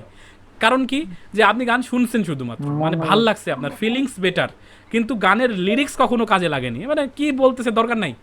তো ব্যাপারটা আসলে কি, যে আমার ওই লিরিক্সের মতো মানে করে ফেলেন না, মানে শুধু শুনেই যাচ্ছেন কিন্তু ওটা কাজে লাগাচ্ছেন না, তাহলে হবে না। আমি যা যা টাস্ক দিচ্ছি সেই টাস্কগুলো, যাই হোক ক্লাস শেষ করব তার আগে আপনারা একটু খাতা কলম বের করে ফেলেন। আগামী ক্লাস থেকে কিন্তু আমি ভিডিও অন করা বাধ্যতামূলক করব, তাতে করে আপনাদের আমি মনিটর করব, মানে যতক্ষণ স্লাইড চলবে ততক্ষণ ভিডিও অন করার দরকার নাই, আপনারা ভিডিও অফ করে রাখতে পারবেন, কিন্তু শেষ পর্যায়ে এসে আমার সামনে আপনাদের হাজিরা দিতে হবে যে আপনি ক্লাসে ছিলেন এবং ক্লাসে আপনি অ্যাটেন্ড এবং অ্যাক্টিভ, একটা সুনির্দিষ্ট জায়গায় বসছেন, ক্লাস করতেছেন, এইটুকু যেন বুঝতে পারি আমি। আর খাতা কলম অবশ্যই থাকতে হবে সাথে, এটা আগামী ক্লাসের রুলস। তো আপনারা একটু মানে হোমওয়ার্ক লিখে ফেলেন, টাস্ক লিখে ফেলেন, এবং এই টাস্কটা আপনাদের করতে হবে আগামী ক্লাসের আগে। একটু রেডি হলে বললেন আমাকে। জি ভাইয়া বলেন। রেডি? আচ্ছা ওকে, ফাইন।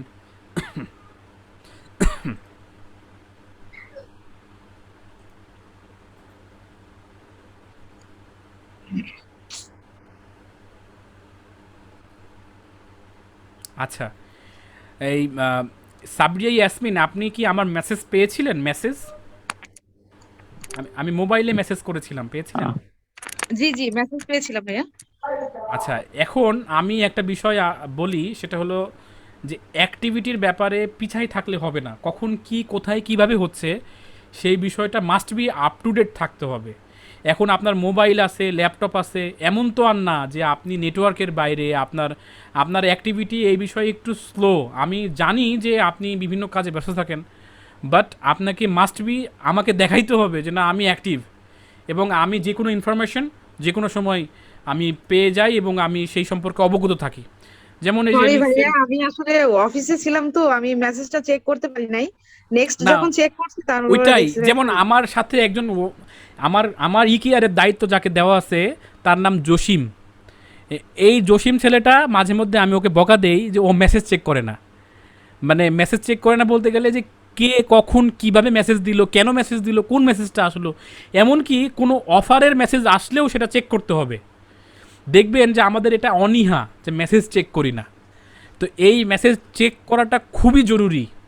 তো সেই ক্ষেত্রে আমি আমার নিজের পক্ষ থেকে আমি এতটা অ্যাক্টিভ কোনো ব্যাচের ক্ষেত্রে হইনি যতটা অ্যাক্টিভ আমি এই ব্যাচের ক্ষেত্রে হচ্ছি।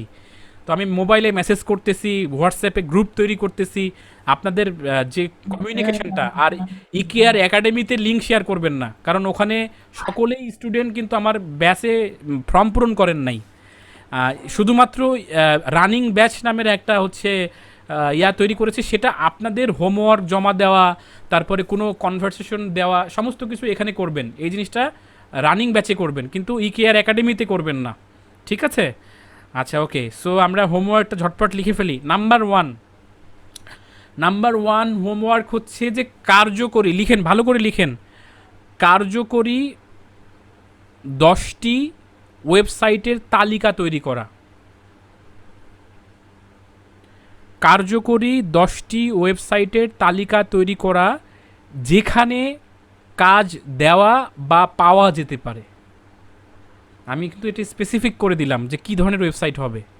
কার্যকরী 10টি ওয়েবসাইটের তালিকা তৈরি করা যেখানে কাজ দেওয়া বা পাওয়া যেতে পারে। কাজ, যে কোনো কাজ। 10টা সাইটের নাম আমার জানা চাই, জানতে হবে।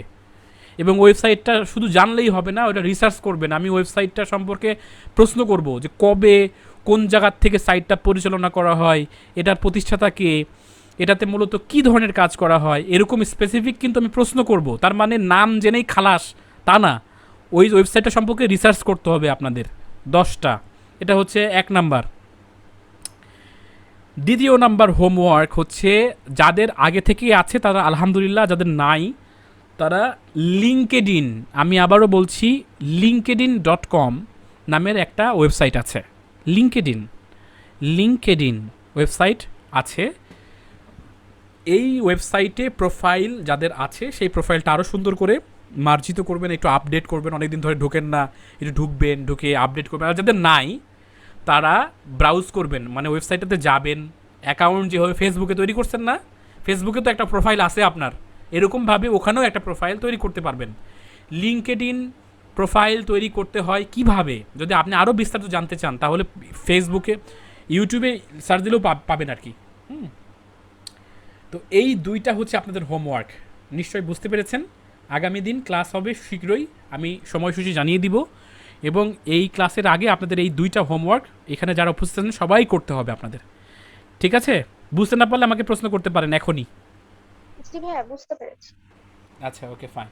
হোমওয়ার্ক কি জমা দিতে হবে নাকি ক্লাসে? হোমওয়ার্ক জমা দিতে হবে, আপনারা হোমওয়ার্ক করে আসবেন। আমি ওই ক্লাসেই জমা নিব আর কি, মানে ক্লাসেই দেখতে চাইবো, জমা দেওয়ার প্রয়োজন নাই। আর হোমওয়ার্ক হয়ে গেলে আপনাদের ওই প্রোফাইলের লিঙ্কটা আর হচ্ছে গুগল ডকে ওই ওয়েবসাইটের তালিকাটা লিঙ্ক শেয়ার করবেন হোয়াটসঅ্যাপে এবং ডান লিখবেন, ডান, যে আমার হয়ে গেছে। তাহলে সবাই অবগত হতে পারবে আর কি। তো ঠিক আছে, আজকের মতো ক্লাস এখানেই শেষ করছি। আগামী দিন খুব শীঘ্রই দেখা হচ্ছে আমাদের, এবং নতুন বিষয় নিয়ে যে বিষয়গুলো আমরা আজ করে আলোচনা করছি সেই বিষয়গুলো থাকবে। সেই পর্যন্ত সবাই ভালো থাকুন, সুস্থ থাকুন এবং অবশ্যই প্রযুক্তির সাথে থাকুন। ধন্যবাদ। আসসালামু আলাইকুম রহমতুল্লাহ। আসসালামু আলাইকুম।